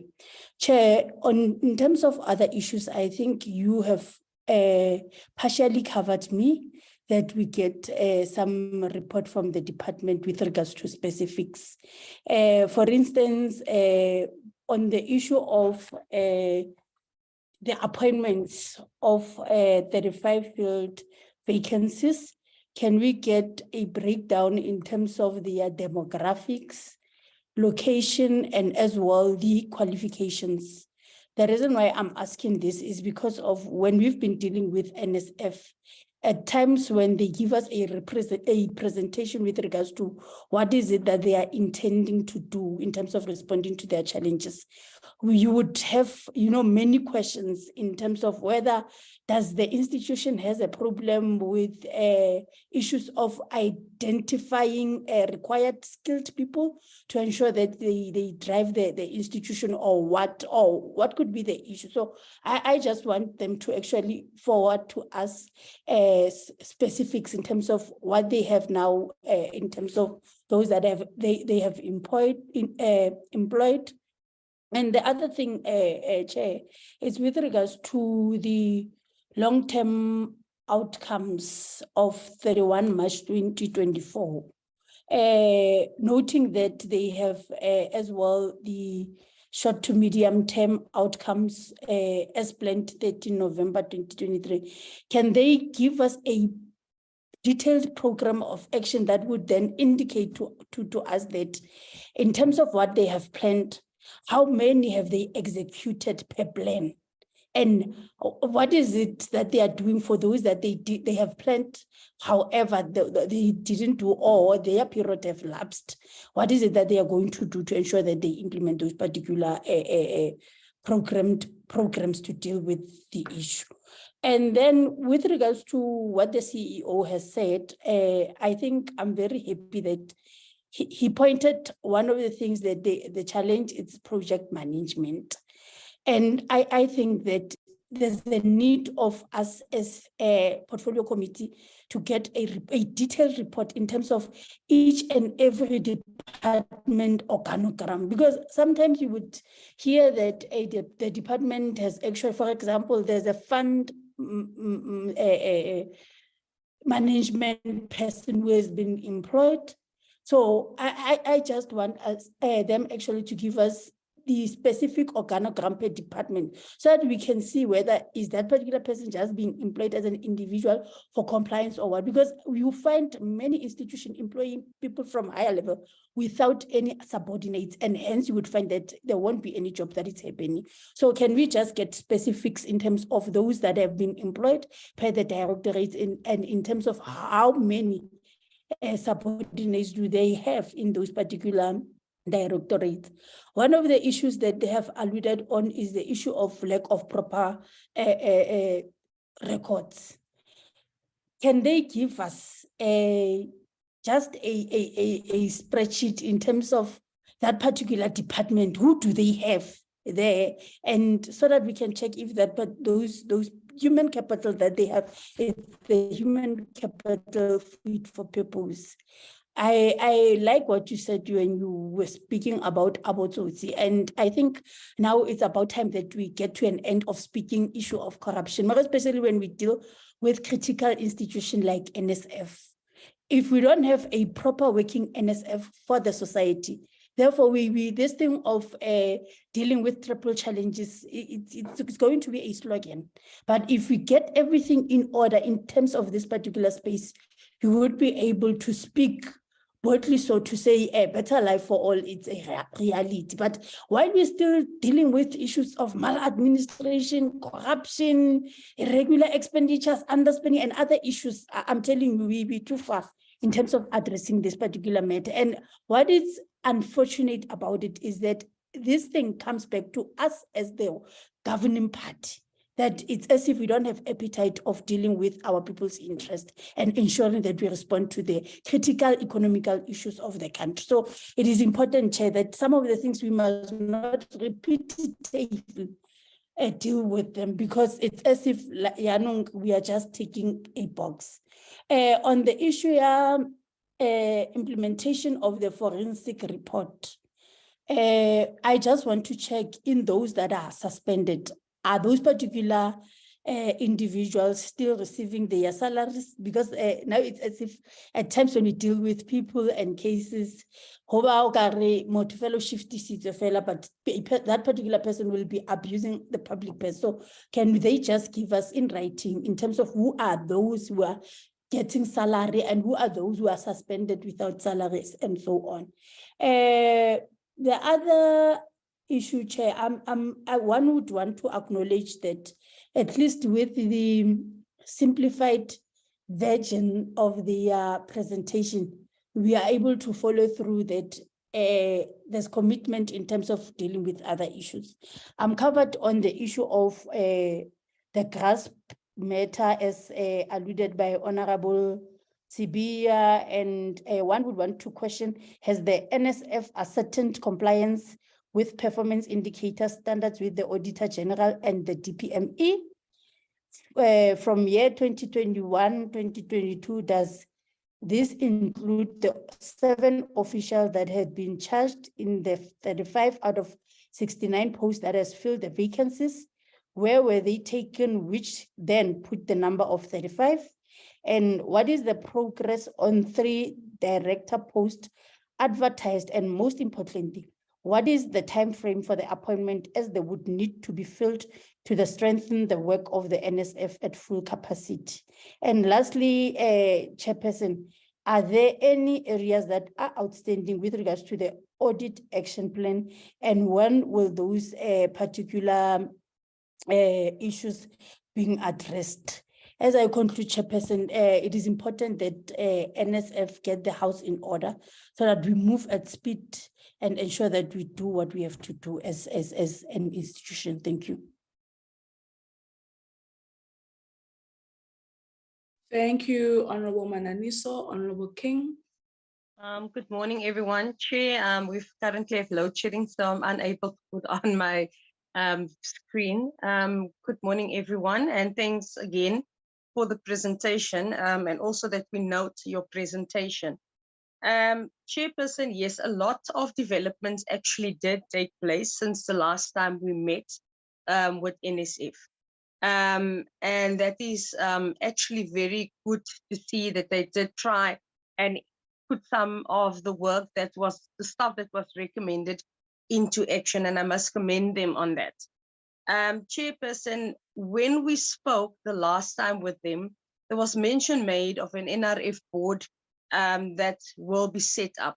I just would like to find out from the DG and the CEO of the NRF, how far are we with ensuring that legally the NRF can be seen as a separate entity with its own board managing its function, to ensure that there is no overlap or reliance on DHET for certain processes to take place. Also, mention was made that there might be possible tax evasions that occurred because of corrupt activities. I would just like to find out if there was any means to have discussions with SARS in this regard, to ensure that SARS also look into the matter of the 10 companies that were identified, or projects that were identified, to ensure that there were no tax evasion which took place. We also requested the cost that the SIU would lead to. Also, any other panel of attorneys or anyone involved in the investigation, because it would give us a clear indication how much it cost us in order to pull through the proper investigation, which is, I believe, probably still ongoing. I was covered by the organogram, which I would really appreciate if we can see a full organogram to give us clear indication of where there are vacancies and which type of skills would then be required for those particular vacancies. I would also like to know, is there any legislative update when it comes to the accounting authority of the National Skills Fund? Because currently we know that the Director General is the accounting officer, but yet we know the previous Director General was chastised for being the accounting officer of the National Skills Fund, which was a ball of contention in the committee just when I joined, Chairperson. So I just wanted to find out if there were any legislative changes which took place. I note all the vacancies that were filled, but I know that was mentioned that research, monitoring, and evaluation is very crucial. It should be a very important department for the NSF moving forward. So I just would like to know under which directorate this would fall, and if there are a unit which is set up for research, monitoring, and evaluation to deal with critical research matters to push the NSF forward. I do note the Microsoft Dynamic IT was asked to be gradually implemented, which I saw it's taking place, but I would also like to find out, has there been any other research conducted of any other ICT systems which could be used in order to progress the ICT capacity of the department and to ensure proper digitization with proper backups to go forward? So I just want to get an idea of that.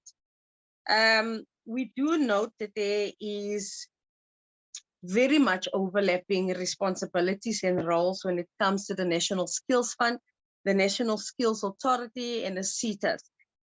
If we can get a presentation on how they are managing to avoid that overlapping from actually derailing some functions in the National Skills Fund. That would be very helpful, Chairperson. Risk management.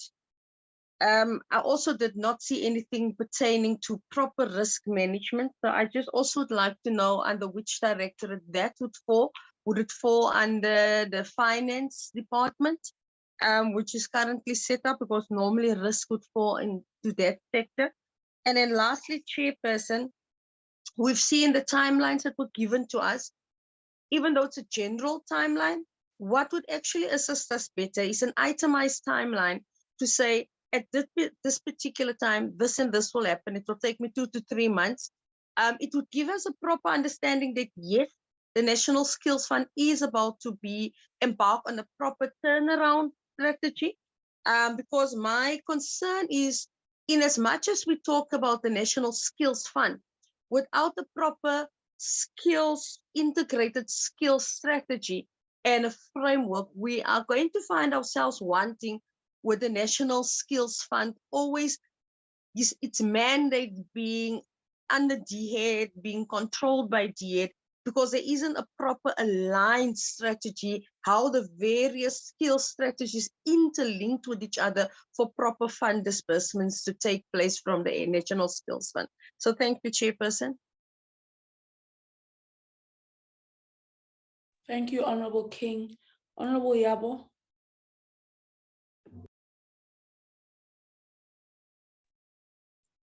Thank you very much, Honorable Chair. Let me greet everyone on the platform, Deputy Minister, the DG, senior management of the department, and leadership of the NSF that is here. Now, Chair, I want to start off by asking that what are the critical interventions that are being made to create fail-safe systems in relation to the governance model of the NSF?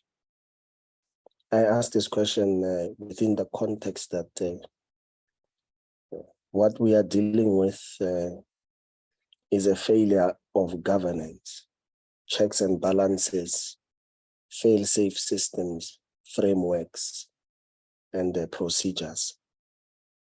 And what is being done to create those fail-safe systems, procedures, frameworks to avoid a repetition of what confronts the NSF. I want to also ask, has the NSF ascertained compliance with GREP standards, generally recognized accounting practice standards, with the Auditor General of South Africa? Also, has the NSF ascertained compliance with performance indicator standards with the Auditor General and the Department of Performance Monitoring and Evaluation?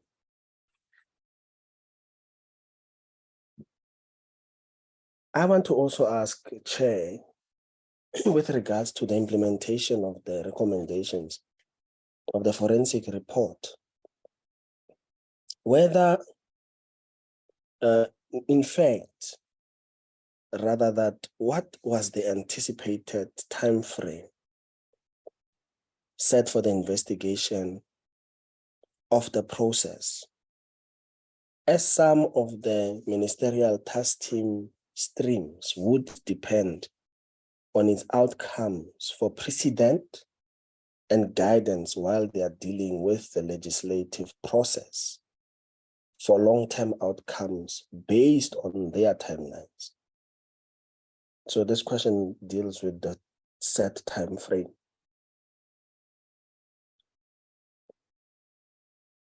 I want to also ask, Chair, what is meant in the report of the Ministerial Task Team? What is meant by undertaking research on a catalytic mandate concept? And in what way will this type of research exactly strengthen the strategy, innovation, and organizational performance stream? We want to get a brief explanation in getting the vision for the stream with regards to the catalytic mandate concept. Thank you very much, Chair. Thank you very much, Honorable Yabo. Honorable Makesi, you had your hand up.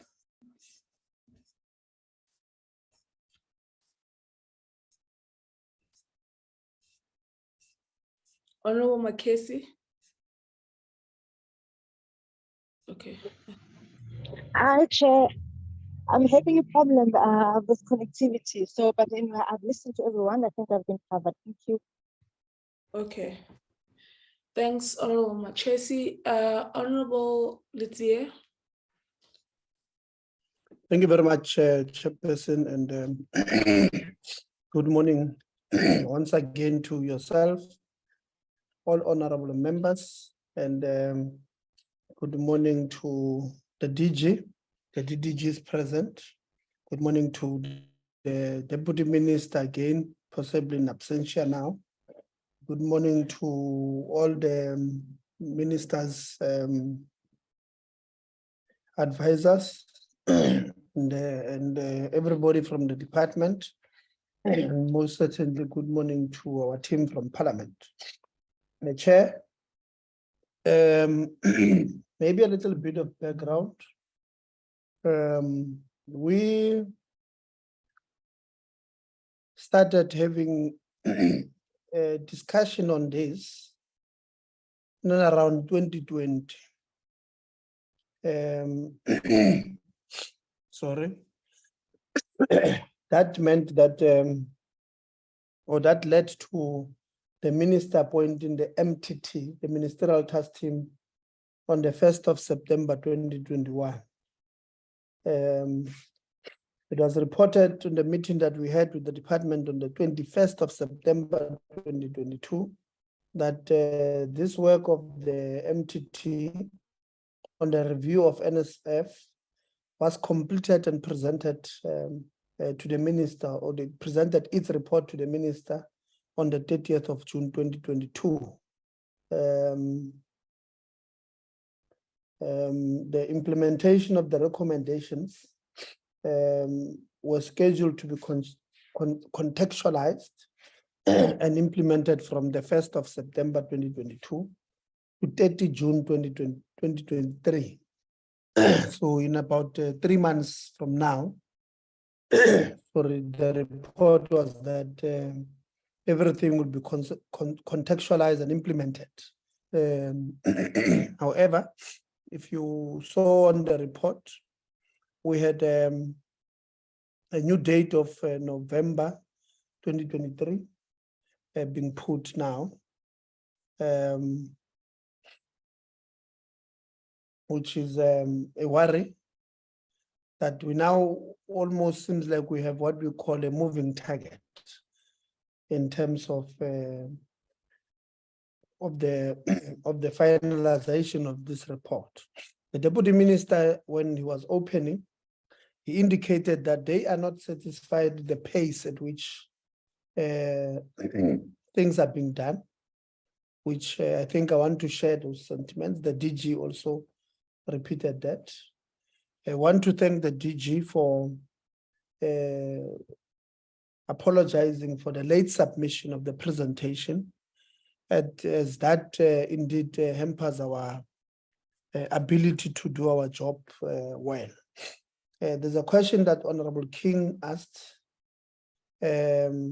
of when can we get NSF as a Schedule 3A entity. I want to emphasize that question. It's extremely important. I know that in the presentation they say that I don't know whether it's in this presentation or the previous presentation of the 21st of September last year, the 26th and the 28th of October last year. But there's a point where they say that they are waiting Treasury to approve that part. Just to correct Honorable King there, that the DG is not an accounting officer, but is an accounting authority of NSF. So I do not want, just want to correct it because I don't want a good question to be missed on the basis of that technicality. Chair, on the 26th or the 28th of October last year, the presentation of NSF informed us that they will report the companies that were fingered, for lack of a better word, these companies to SARS. for possible blacklisting. Can they take us through how far are they with that? Have they started that process? And how far is that process? If they have not, why not? They also reported that they will do lifestyle audits to officials who are on salary level 9 and level 10. Has this been done? How far are they with that? If they have, and if not, why not? And on recruitment of regional offices, which were established 4 to 5 years ago now, how far are they with fully capacitating these regional offices? And what is the cost to NSF of these offices if indeed they've not been fully utilized? They also reported to us, Chairperson, on that meeting of the 26th or was the 28th of October last year, sorry, that there was a strained relationship. Sorry, Chair. Cheers. There was a strained relationship between NSF and the Auditor General South Africa. How far are they in rebuilding that relationship? They also reported to us that internal audit was also to be developed and consolidated, and an audit action plan of the at the workshop that was held on the 14th of September 2022, and it was to be presented to NSF Audit Committee for endorsement. Can they take us through how far are they with that? Internal audit was also reported to be assessing previous reports. This was on the 20th of September, 2020. Sorry, on the 26th of October 2022. The reports that were to be assessed were the 2019-2020 report and the 2020-2021 report, or management reports. Can they take us through how far are they with that? I saw they did mention something there, but it's not too clear. If any work has commenced, it's done, what is the time frame? As far as that is concerned, can they take us through in detail? Also in that meeting, we asked for all funded projects to date by NSFAS. They asked that they need 30 days to give us that. And 30 days has passed, we're almost, what now, 5 months. They've not given us that. Can they take us through how far are they? And why did we not get this part?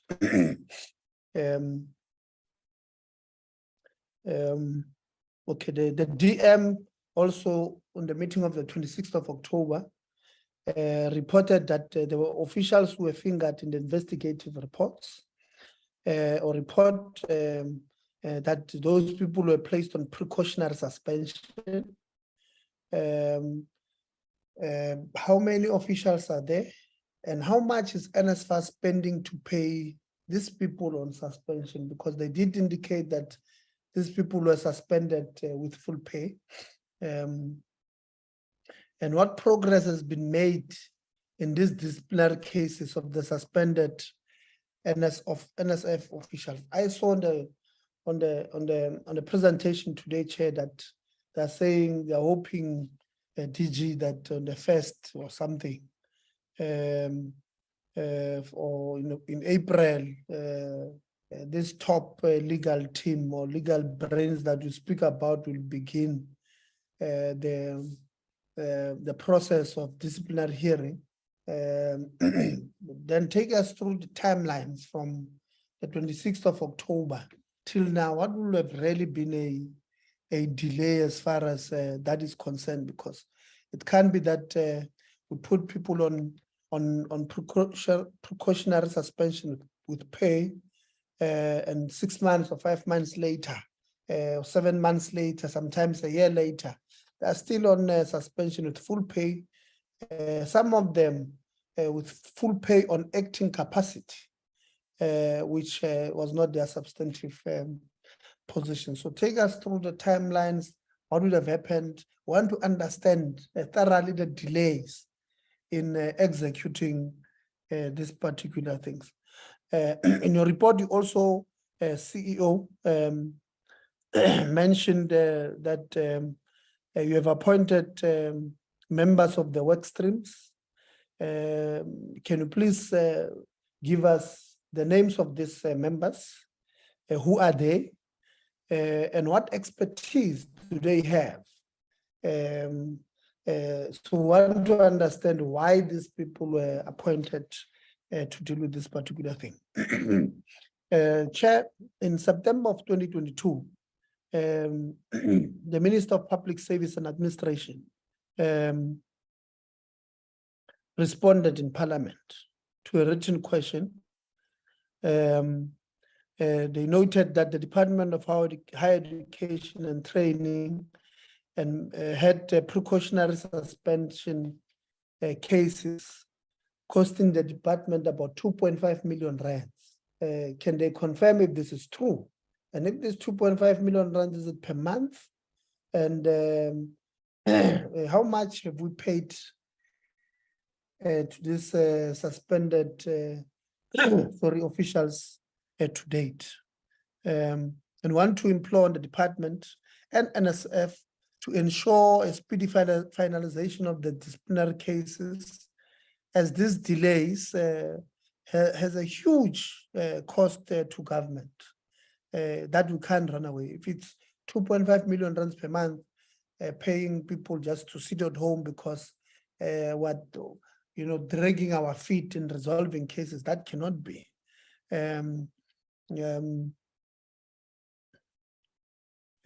So maybe let's implore the department to speedily resolve these issues, but also give us a breakdown of how much have we paid the suspended officials since they've been on suspension to date.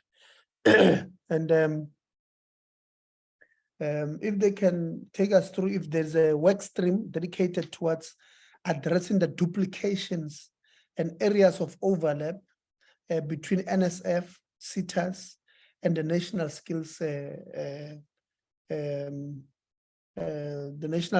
Authority. Let them take us through that part. How far are they, if there is indeed a work stream dedicated to that. The department is, is known for not, sorry, TG, your department is known for not meeting targets in terms of resolving disciplinary cases. We're becoming notorious for taking long in meeting our targets in terms of disciplinary cases. I do not want to speak about the second quarter report, the third quarter reports that we just received recently that was dealing with those parts. And we want to ask that this sickness must not affect, must not transfer it to NSF. NSF must finalize these cases as a matter of urgency.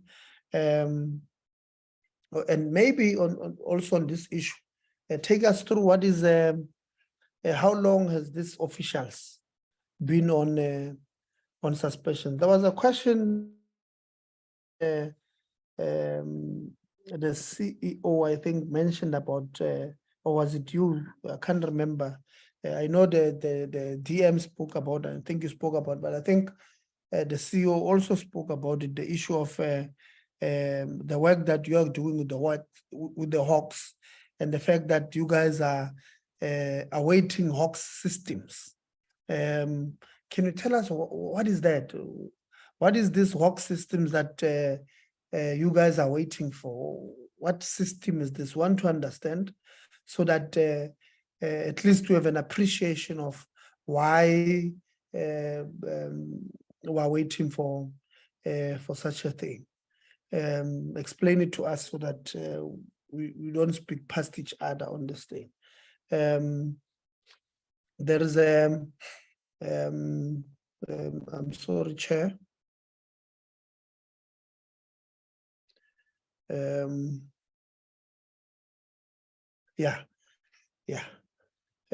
During our meetings on the 26th and the 28th of October 2022, we resolved, DG, that NSF and you, as the department, you finish us with the following. One, the MTT report recommendation interim implementation plan, while the actual implementation plan was developed to be submitted within 30 days after that meeting. So at the end of November was what we were hoping to get.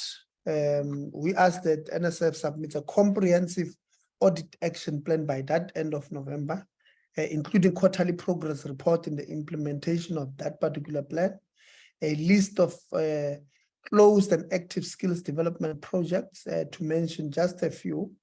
You, DG, you committed in those meetings that the requested information will be submitted.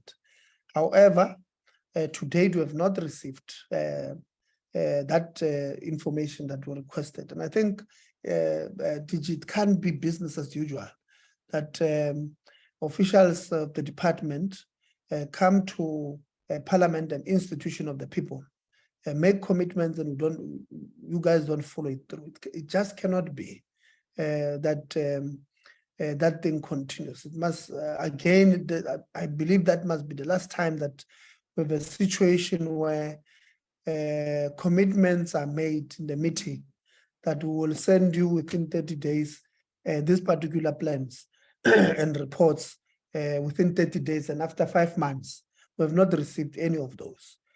So I believe that this should be the last time we have such things. So I'm asking that you give us in detail now these plans.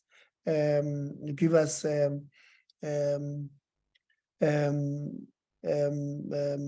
the implementation plan, you give us the audit action plan on how you are going to quarter by quarter address those particular issues that were identified.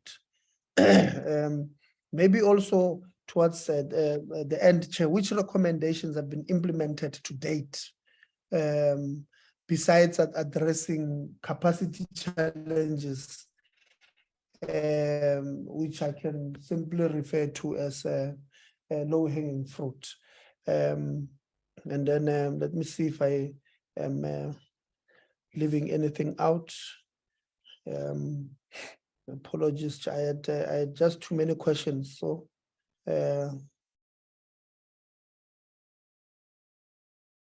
yeah, maybe I must just close off, Chair, by this few points.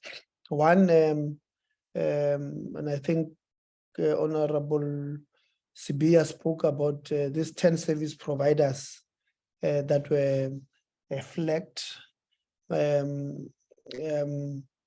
and a few skills development projects that were identified for investigation.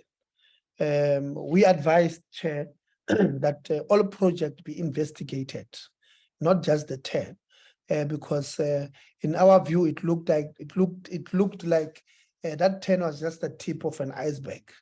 So want to ask the department and NSF, has the department put processes in place to investigate the remainder or the remaining funded skills development project?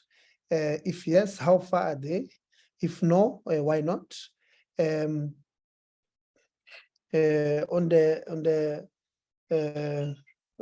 let me end the Chair. As you can hear, somebody's just decided to disturb my meeting with a phone call. Thank you very much.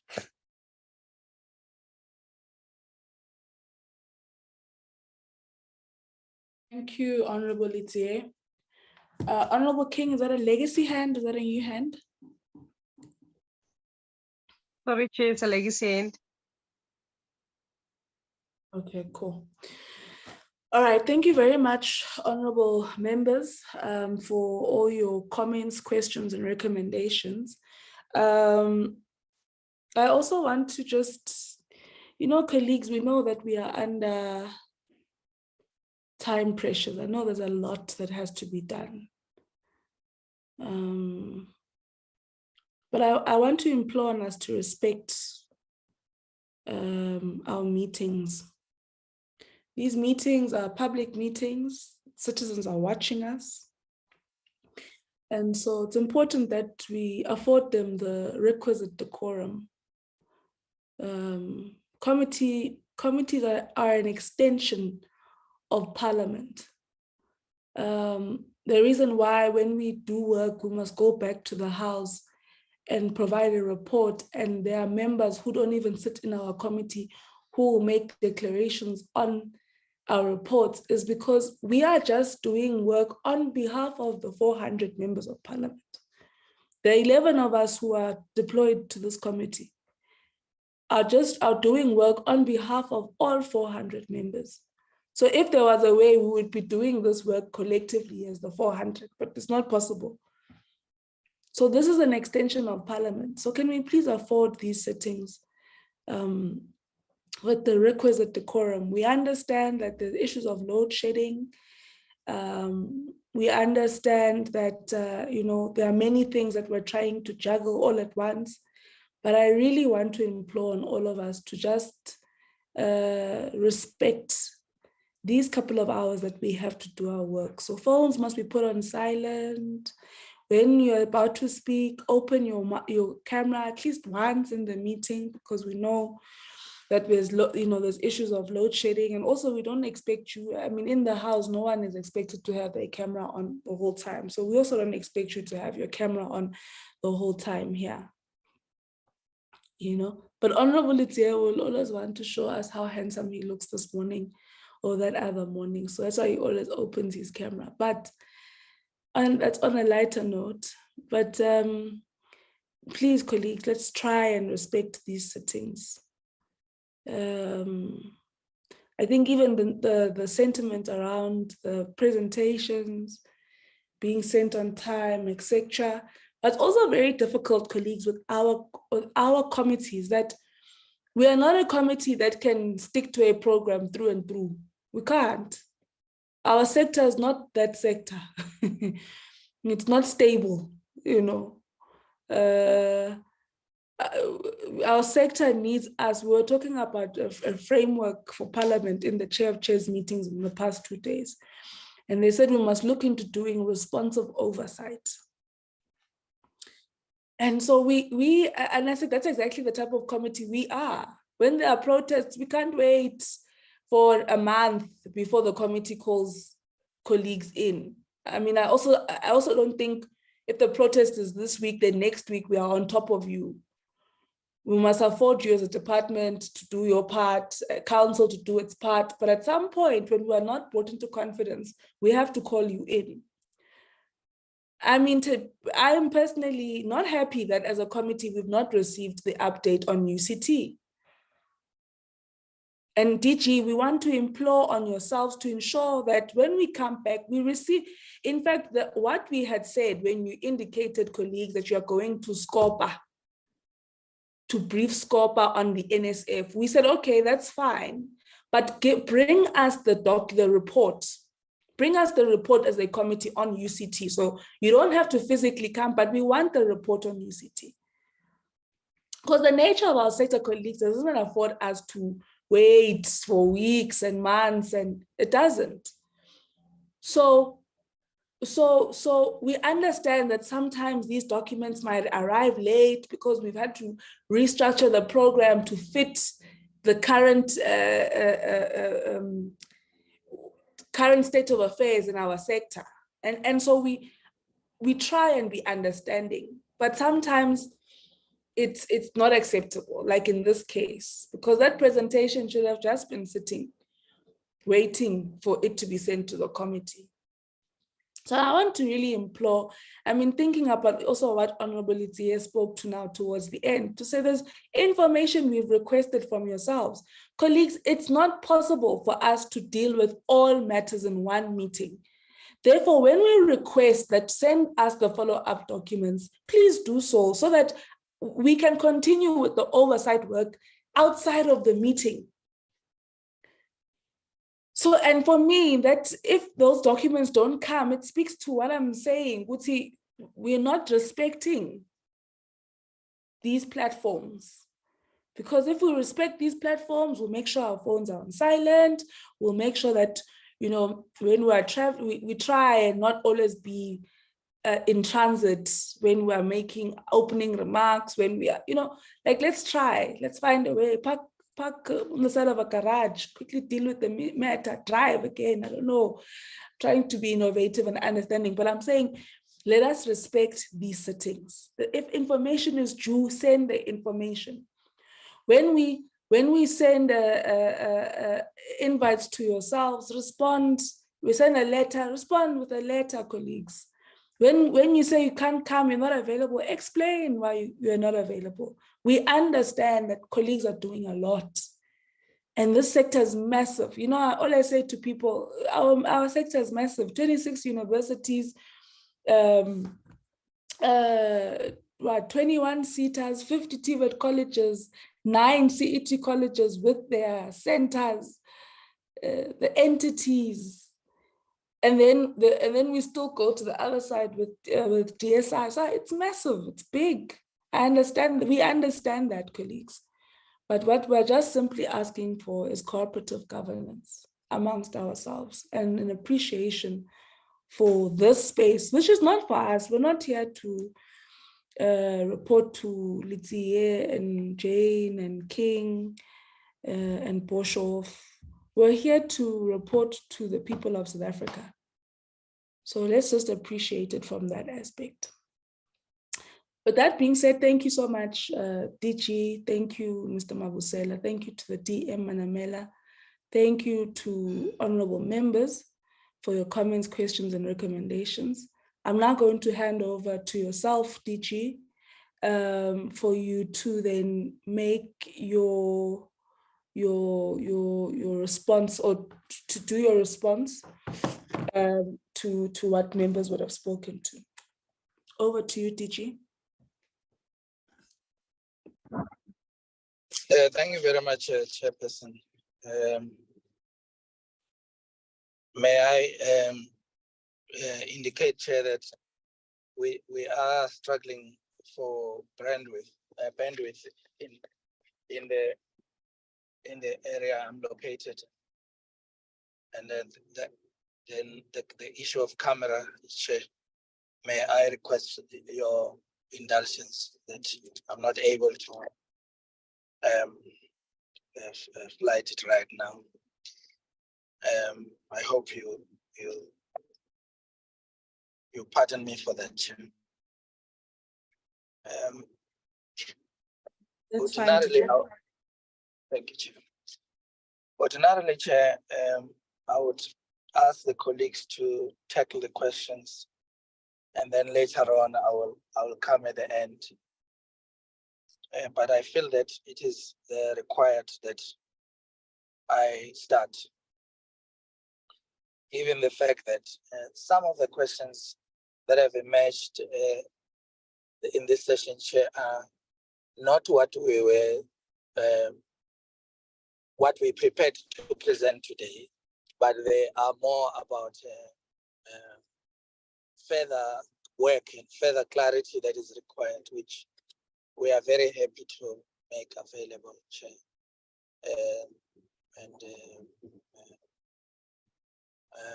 I therefore, with your permission, start.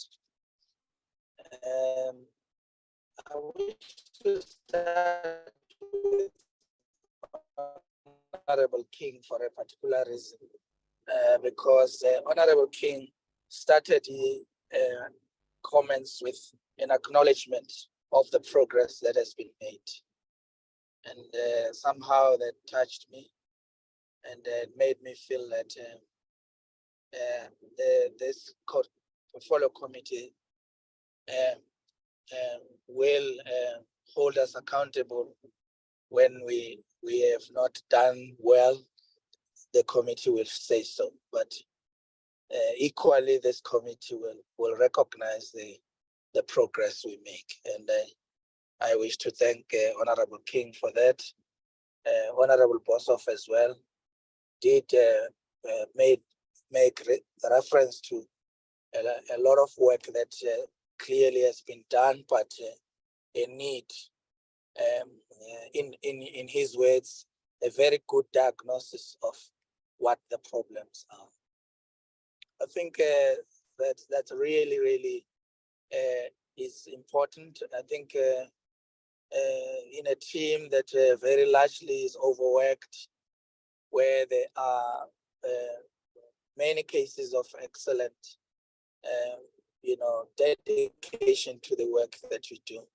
I feel it would be misrepresenting the NSF as well as the department if I did not credit my colleagues who really work hard to try and get us to where we are today. And it is very clear to us that progress we are making is visible. But equally, it is very clear to us that lots more work needs to be done. And that is an important balance which we take from the views of the committee chair. May I also indicate that as a chair, you've also given us credit in areas that are specific. But equally, you've indicated that you would like to see, for example, the quality of our reports being aligned to the decorum that is required of an important committee like this. I trust those omissions never send a message that would be completely incorrect to suggest that at any time this group of committed civil servants that I'm privileged to lead will do anything less than show respect to the work of Parliament. And I think our minister and our deputy minister will be watching this carefully to making sure that in areas where we have not done well, we improve. Honorable Yabo, I think that the nature of your question were very strategic. They were about framing the issues. You want us to say, look, as much as there are many operational issues you are dealing with, never lose sight of your targets, of your strategic levers that drive the system towards, as very clearly indicated by Honorable Mananiso, the triple challenges, for example, remain the main focus of our department and NSF. And therefore, when we report specifically on the basis of what we are asked to account on, it doesn't mean that we have nothing else to report regarding the fantastic, fabulous, work that I see daily, in the department being done. People really respect the work that they do in the majority of cases. Clearly, there are those that needs, even some of them who don't even need to be part of us. And that they know my message very clearly, that this is a department that will respect South Africa. It will respect our public officials and public representatives. It will respect the work that we do and the people of South Africa. And this is a commitment I make, Chair. Regarding the documents that we promised to submit, Honorable Lucia, that in your records might seem we might not have submitted. I'm going to be very happy to do an audit of all of what we've committed to do because clearly our records are not tallied. We believe we've submitted as far as it's possible, but we accept the fact that if you say there are certain outstanding documents, we will definitely make sure that these are available and as best as we can, and committed to ensuring that going forward, we will continue to commit and make sure that our commitments are fulfilled. And this is a standard we hold ourselves to. Honorable Yabo, I wish to start by saying the President of the Republic appointed Ms. Hlahla, the chairperson of DNL, Mr. Joel Nechitsenze, the executive director and board vice chairperson of the Mapumbo Institute for Strategic Reflection, Mr. Vusi Kanyile as the chairperson of Tebe Investments, and Michael Sachs, the professor at VETS, amongst other distinguished South Africans that our president have appointed to take up the responsibility of what the president have termed the PSEC, the Presidential State-Owned Enterprises Council, which has been established to support government repositioning of state-owned enterprises as effective instruments of economic transformation and development. The president have also indicated that PSEC must strengthen the framework, for governance of SOEs. They must introduce and strengthen the framework, further develop an overarching act that governs all SOEs and the determination of an appropriate shareholder ownership model. This includes the NSF. This work that the president has appointed distinguished South Africans to lead and coordinate in South Africa include NSF. So in the, I wish to indicate that it collaborative as government to ensure that we and ensure that the socio-economic contribution and alignment to the national development agenda is taken into account, monitored every time to end. We make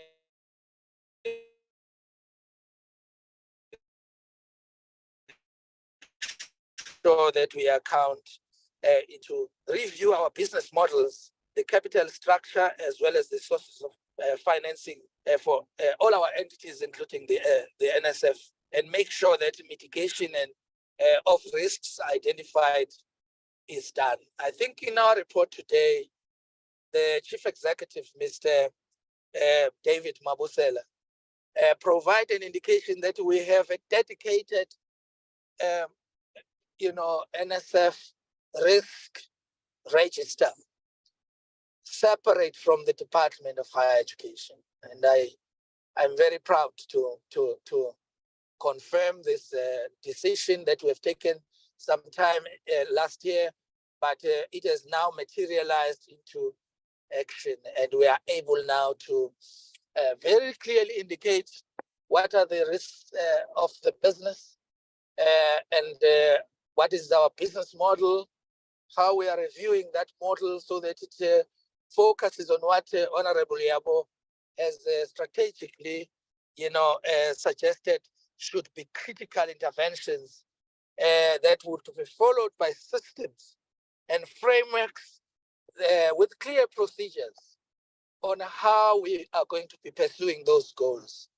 so that it doesn't happen that we are focused in fighting fires here and there, but lose the actual war and just focus on the battles that we confronted with. Honorable Yabo, this is encouraging to us. This is,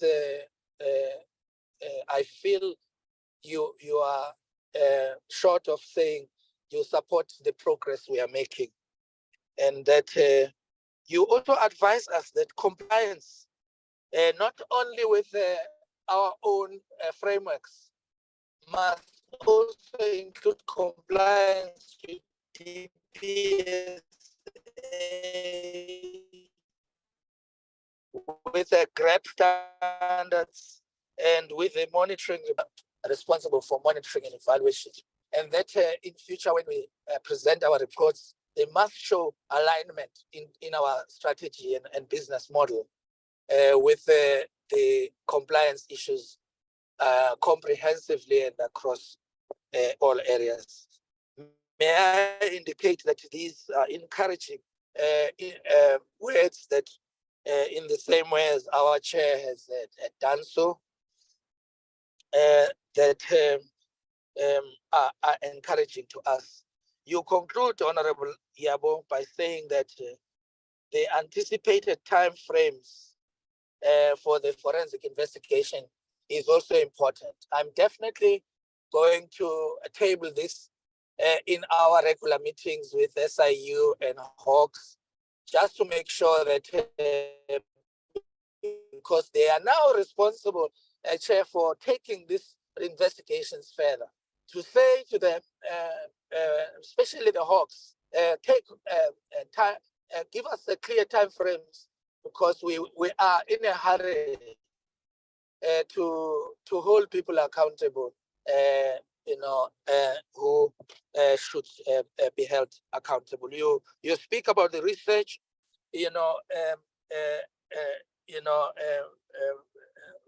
commitment to establishing the research mandate of the department, and you are asking for clarity regarding this. Chair, the planning branch of our department hosts and coordinates the entire research agenda of the PSET sector. We would love to present on this work so that you can see our research priorities. And I think if you look at the research chairs that are appointed in the sector to drive programs of the post-school education and training system, and the 10 programs that drive the ministry of Minister Nzimande, the 10 programs that include a highly articulated system, that include dealing with skills development through community education and training, through DHET and university programs, and through our CETA programs in all 21 areas, including municipalities, as well as the traditional leadership across the country, just to show that the mandate of training and development that the NSF is responsible for way goes beyond just the colleges and a few universities. We are encouraged by this, Honorable Yabo. We will stay focused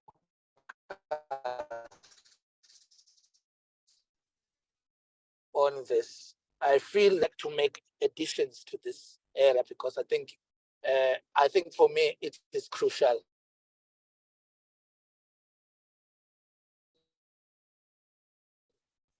You will recall, Honorable Yabo, that last year in October we convened a sector planning program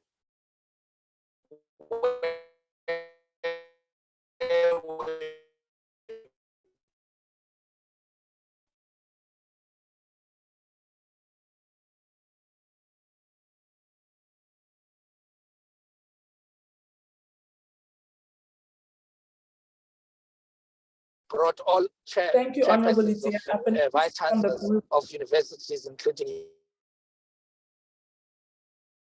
DJ, your network is really poor. USAF, to one place, including our plans, and we've developed for our department. Maybe Chair, I may then hand over to my colleagues to deal with the.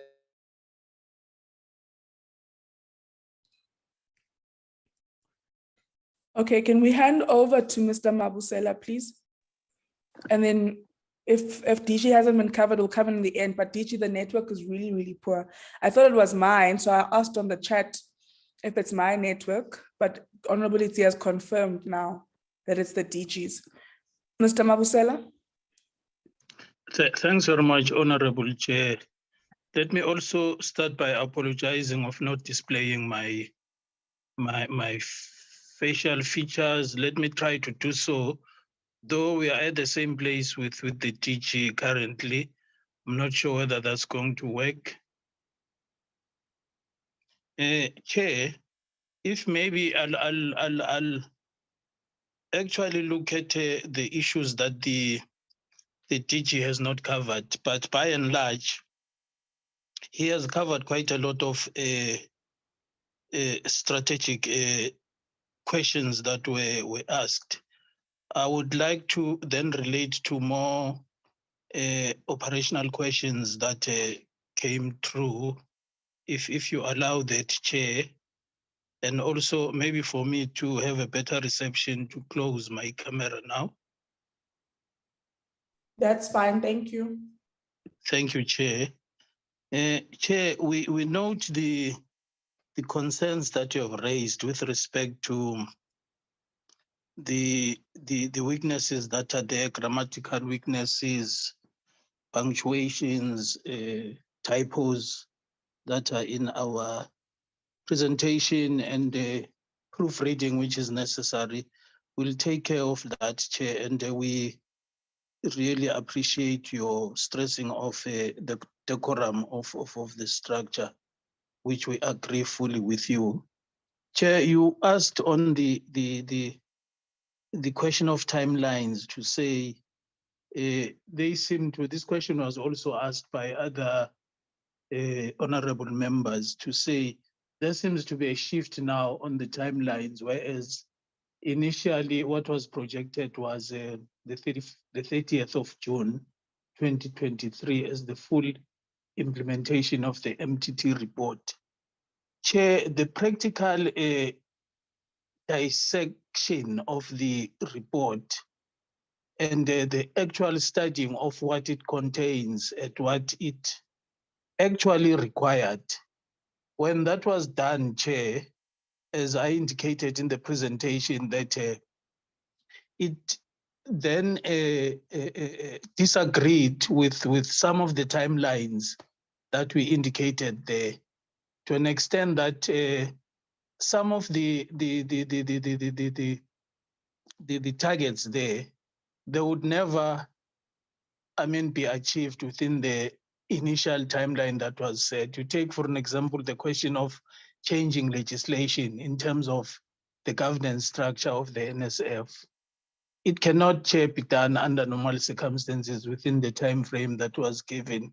When we now dissected the implications of the full implications of the MTT report, that involves also, as I indicated, quite a number of external stakeholders, more importantly, the NEDLEC stakeholder with respect to the Skills Development Act, which basically forms the basis on which the accounting authority now drives the National Skills Fund.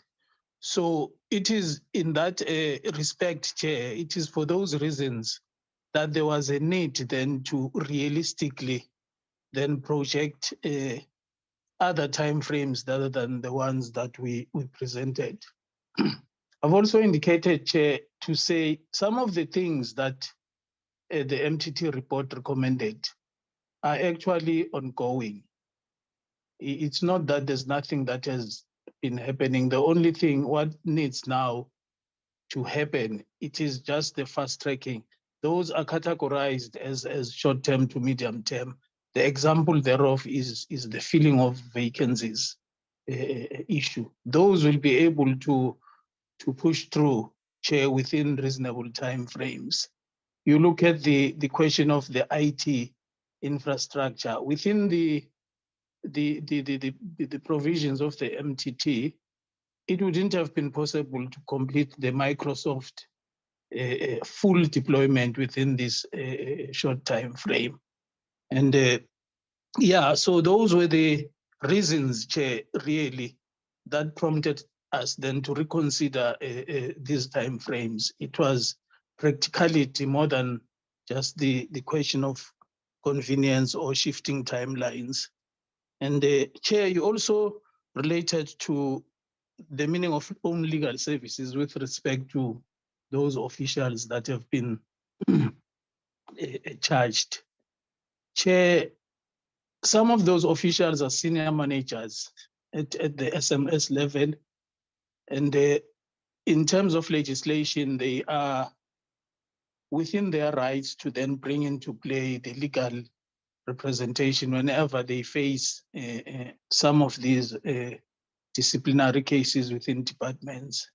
But then staff that fall below that, they are bound to internal processes or presentations in terms of their labor, organized labor representation in resolving their disciplinary issues. So that was the meaning of that, Chair. And as I have indicated, some of them, when they responded, they actually responded through their legal support. The vacancy rate, Chair, we've noted your request to get the latest. The ethical considerations, Chair, which also Honorable Boshoff raised with respect to, say, when we conduct our recruitment, how do we then ensure that we don't miss that in light of what NSF is or the nature of the funds that are handled by the NSF. Chair, the fact of the matter is that the recruitment process thus far that has been done through the DHET, it conducts what they call the vetting processes. Once officials are appointed, they are then vetted before they are appointed, and they check various forms of their their behavior with respect to different aspects. But then the long and short of it is that they are vetted before they come into the system. And these Chair who are appointed, they have also undertaken that. We've also noted what required from us, Chair, in terms of the HR plan breakdown and with timelines. Looking at Honorable Sibia, with regards to issues of GRAB standards, Chair, the GRAB standard is not an issue that was raised the last audit. It was actually an audit that was of the previous but last year, when the disclaimer was there to say, amongst other things, what the AG has discovered is that there were no compliance with the GRAB standards in relation to treating, for an example, issues of infrastructure, accruals, and so forth. But those were since resolved, Chair, and as a result, the 2021-22 audit was a better outcome, though it's not what we are aiming for. It was a better outcome than the last, but the previous year. So the GRAB standard issue has been resolved, Chair, on those bases. There are no arguments. And then linked to that, Chair, there was also a question that related to our relationship now with the AGSA, to say at some point in time, it was indicated that there were strains in that relationship. I think that was raised by Honorable Litsie. There is a lot, Chair, that has been achieved in this regard. Hence, progress with respect to a very meaningful audit process within the NSF. And as a result of that, from the previous audit, actually, we had established a forum with the HESA office that meets bi-weekly during the process of audit to address issues that the AG wants us to respond to, or the issues that we have not responded to in terms of RFIs, in terms of COFs.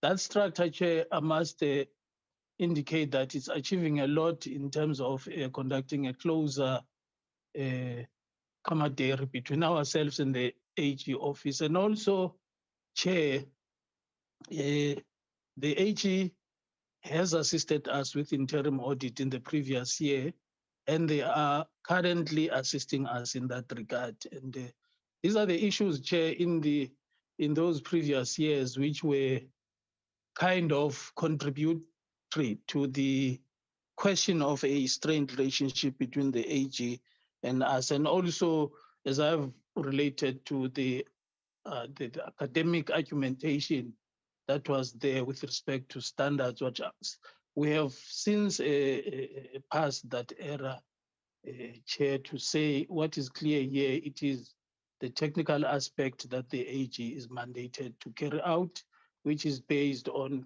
clear audit standards. And what the AG says, we must simply seek clarity rather than create a roadblock with respect to the AG conducting his or her operations. Chair, then there was we've noted some of a lot of details here, which actually require, Chair, that we supply information. And some of them, they actually relate also to, I'm reading from Honorable Mananiso's questions. They also relate to the question of the shifting of the timelines and the details which you must display, and also the breakdown of the organogram with respect to the project management, where when we appoint, where does that actually locate? We've noted that, Chair, as well as the salaries of the suspended officials, whether they are paid, they are still paid, but we can be able to disclose those figures, Chair, without any further ado. I think with regards to questions asked by Honorable King, the DG has responded to quite a number of them. Honorable King also asked the question of research and monitoring. That function, Chair, was located to relate under SIOP, strategy, innovation, and organizational performance within the new structure. And also the question of whether Microsoft Dynamics is the only system that we use. Yes, Chair, currently that's the only software that we use. If I may also explain, Chair, that software relates back to about 4 to 5 years ago. And yeah, that's the only software actually that we use. We've noted also here a question of avoidance of overlaps with sitters, which basically is a question, Chair, that relates to the question that was asked by Honorable Yabo with respect to catalytic mandate and the research element within the NSF, the strategy thereof. To say, Chair, the catalytic mandate, Chair, as it relates to research, it basically looks at the NSF interventions, strategic interventions at given points in time within the skills development environment where sitters, for an example, are not able to reach. So the posture of NSF must be such that it is ready at all time to intervene in those areas. And so what we are saying here, Chair, is that within the MTT report recommendations, we then need to have, an RMM unit that preempts these things, Chair, in a very systematic manner to say, if we study the environment there and look at the labor market reports as they come out there from various commissioned researchers and their reports, what is it that we can learn from there and preempt some of these interventions? That's the basis of our catalytic mandate, Chair, as a strategy. Obviously, this calls upon us intervening without us per se as the NSF losing our identity. In other words, in a sense that when we catalytically intervene, we don't find ourselves being almost a sitter and so forth. We must intervene, but be able to retain our unique nature as the NSF. And then, Chair, if I look at what the notes that I have compiled here,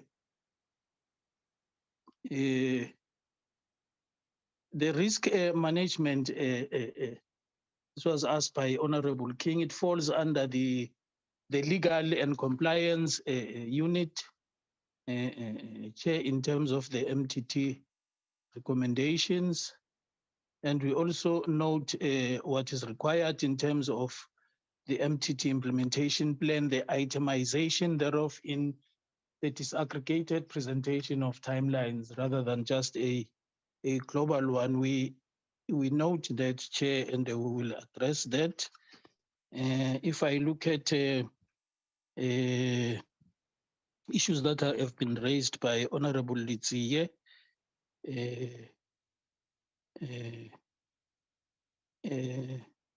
Ministerial Task Team, and as he related to say, yeah,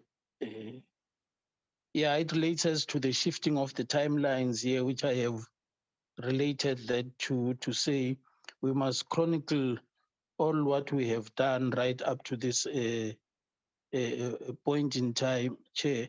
The critical thing, Chair, that should be noted by honorable members here is that this report, Chair, needed a critical dissection for it to be implemented properly. It wouldn't, the implementation plan is there, Chair, which will be forwarded to yourselves, Honorable Chair. But the critical thing is that it needed a very deep, dive deep dissection for us to be able to meaningfully implement it and address these issues that are facing the NSF.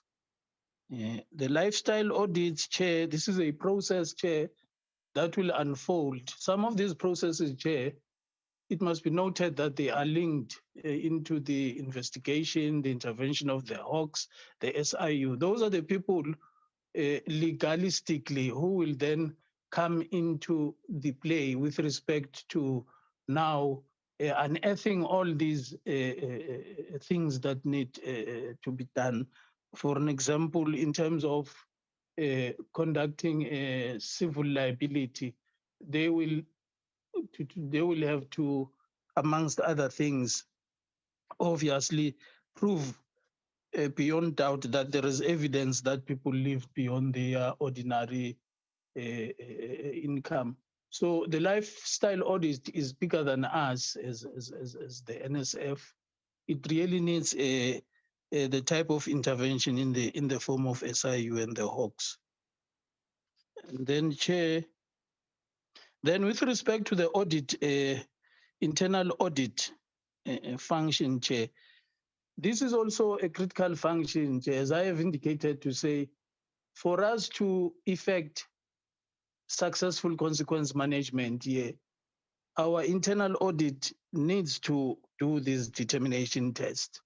And these determination tests, Chair, they involve prolonged periods of information gathering, investigation, interaction with SDP, interaction with learners, at sometimes learners at the site of training. So all those processes, Chair, they may appear as though we take sometimes time to come up with these things, but basically they involve all those external processes.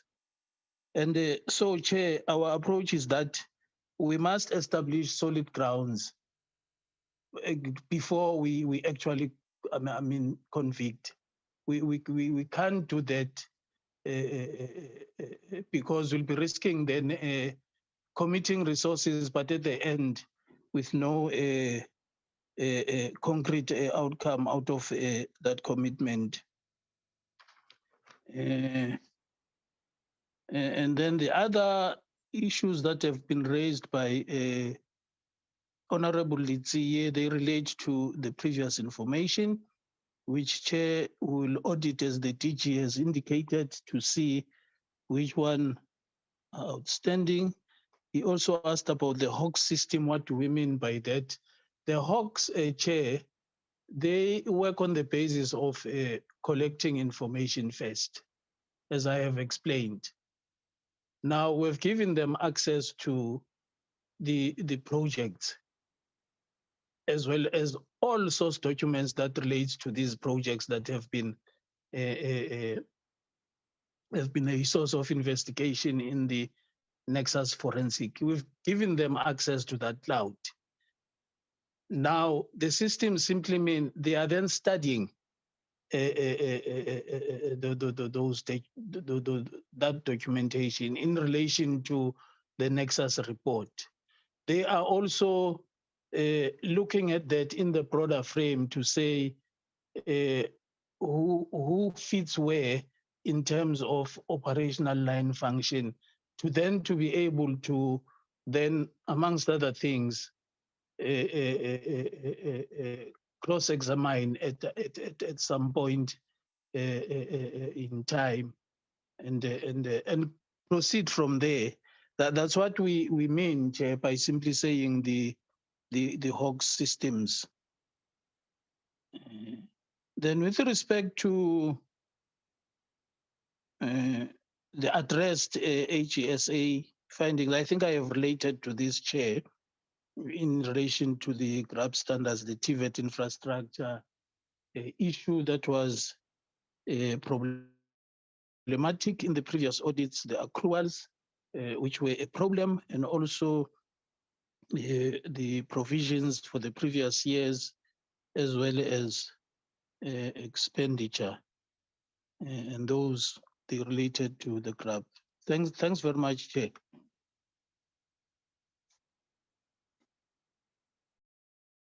Thank you very much, Mr. Mabusela. Can I check if DG, there's anything you would want to just come in on? Thank you very much. Very likely, Mr. Mabusela has covered me, but I do wish to go back to the questions by Honorable Sibia regarding our engagement with the SIU. Chair, I think somehow we've covered this question. I trust this satisfactory only address the question by Honorable Spear. The criminal investigation, we have provided progress regarding the work of the Hawks.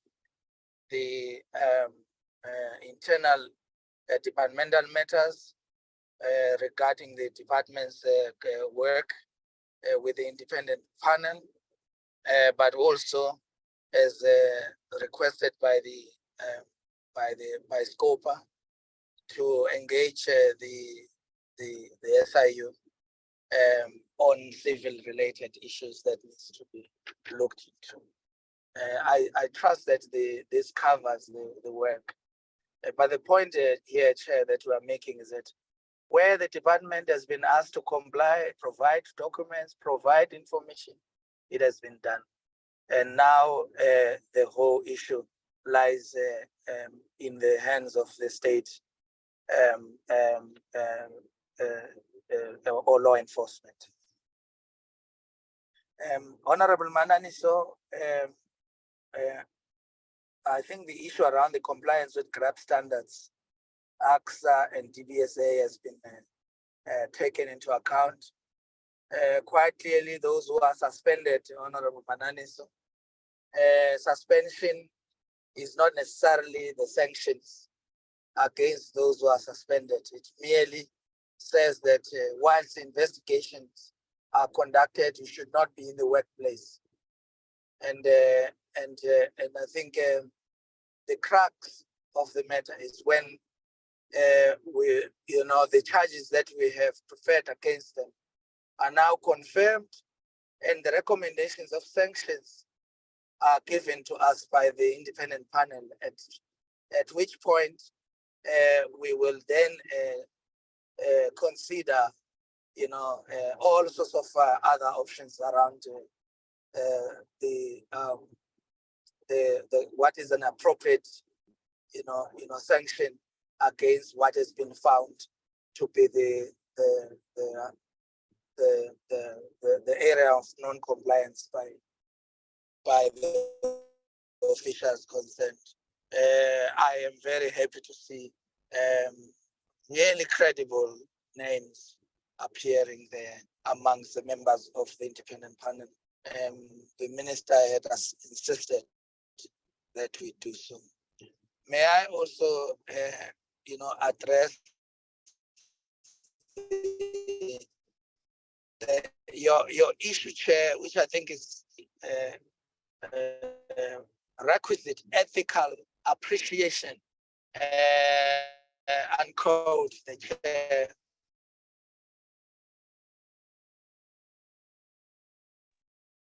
DG, we've lost you again. Of the against corruption, against in favor of clean governance. I trust in this regard, Chairperson, we will be able to, or we are able to satisfy you that we will provide you with the detail, particularly focused on the profile of those that are appointed. Honorable Mananiso provided a framework to say the demographics, the locations, the qualifications must be included, so that we will have a sense of who's appointed. I think in most cases you will be satisfied that we are leaving no stones unturned in turning around the NSF. And we believe that we are making progress, and we are highly encouraged by the words of encouragement coming from the Portfolio Committee. Thank you, Chair. Thank you very much. Sorry, Chair. I'm so sorry. Honorable Letsia's questions, not all of them have been responded to. He very specifically asked about the strained relations between AXA and officials at NSF. I wish to categorically indicate that that is a thing of the past now, Honorable Letsia. The system no longer tolerates non-compliance and vilification of officials of the, in the words of the AG itself. This has been confirmed that they are very happy with the cooperation received from the NSF. Thank you, Chair.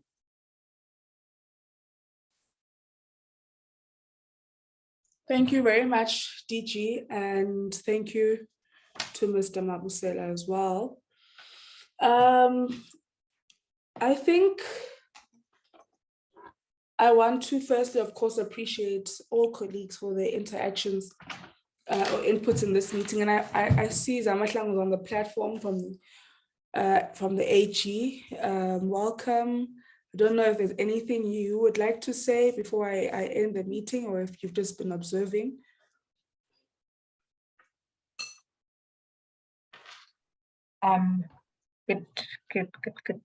Good morning, Chairperson and the members. No, Chairperson, nothing from my side. I was just observing. Okay. All right. Thank you so much. And we always appreciate your presence in our meetings. I think one, it indicates that when we say we will follow up on certain matters, we do so. The Zondo Commission was very explicit in asking the question, where was Parliament when some of these things were happening? And I think that is not a question we want asked to ourselves. Where was Parliament when all this maladministration and poor governance was plaguing our sector? We must be located, in the accountability ecosystem in terms of how we are trying to turn the tide. So I want to appreciate the presence of the AG. Colleagues, those are the responses from the DG and from Mr. Mabusela regarding some of the questions that you had posed. I think key for us is implementation, and the documents that members have requested that can bring us into confidence on your implementation are very important. Please do that audit, DG, working together with the committee secretariat on what information had we previously requested and did not come to the committee, and what information is the committee currently requesting going forward. So if there can be communication between the NSF, the department, and the committee secretariat regarding that, I think it will really assist us. But what I would like to say is that finish and clear. People must go and do their work. We've given recommendations. There's more information we have requested. Can that information be sent back to us? And we will continuously monitor as a committee the implementation of the plans that you have brought to us. Of course, we'll soon be going into the process of the performance plans of departments, and I think there'll be further engagements, I guess, from that point regarding some of the issues that we may be concerned about. But we are not wanting Mr. Mabusela to come across like, I don't know, on a witch hunt. It's just that as a committee, given the concerns that we have around the NSF, it will be important for us to have our finger on the pulse. So with that being said, I think we can close this meeting. It's now 12:30. I do also want DG and Mr. Mabusela to be able to catch parts of the engagement that they have at the Tshwane North TVET College. That information that we need from yourselves, DG and Mr. Mabusela, if it can be brought to us within the next 7 working days. And if there's going to be a delay, you need to communicate that to the Secretariat.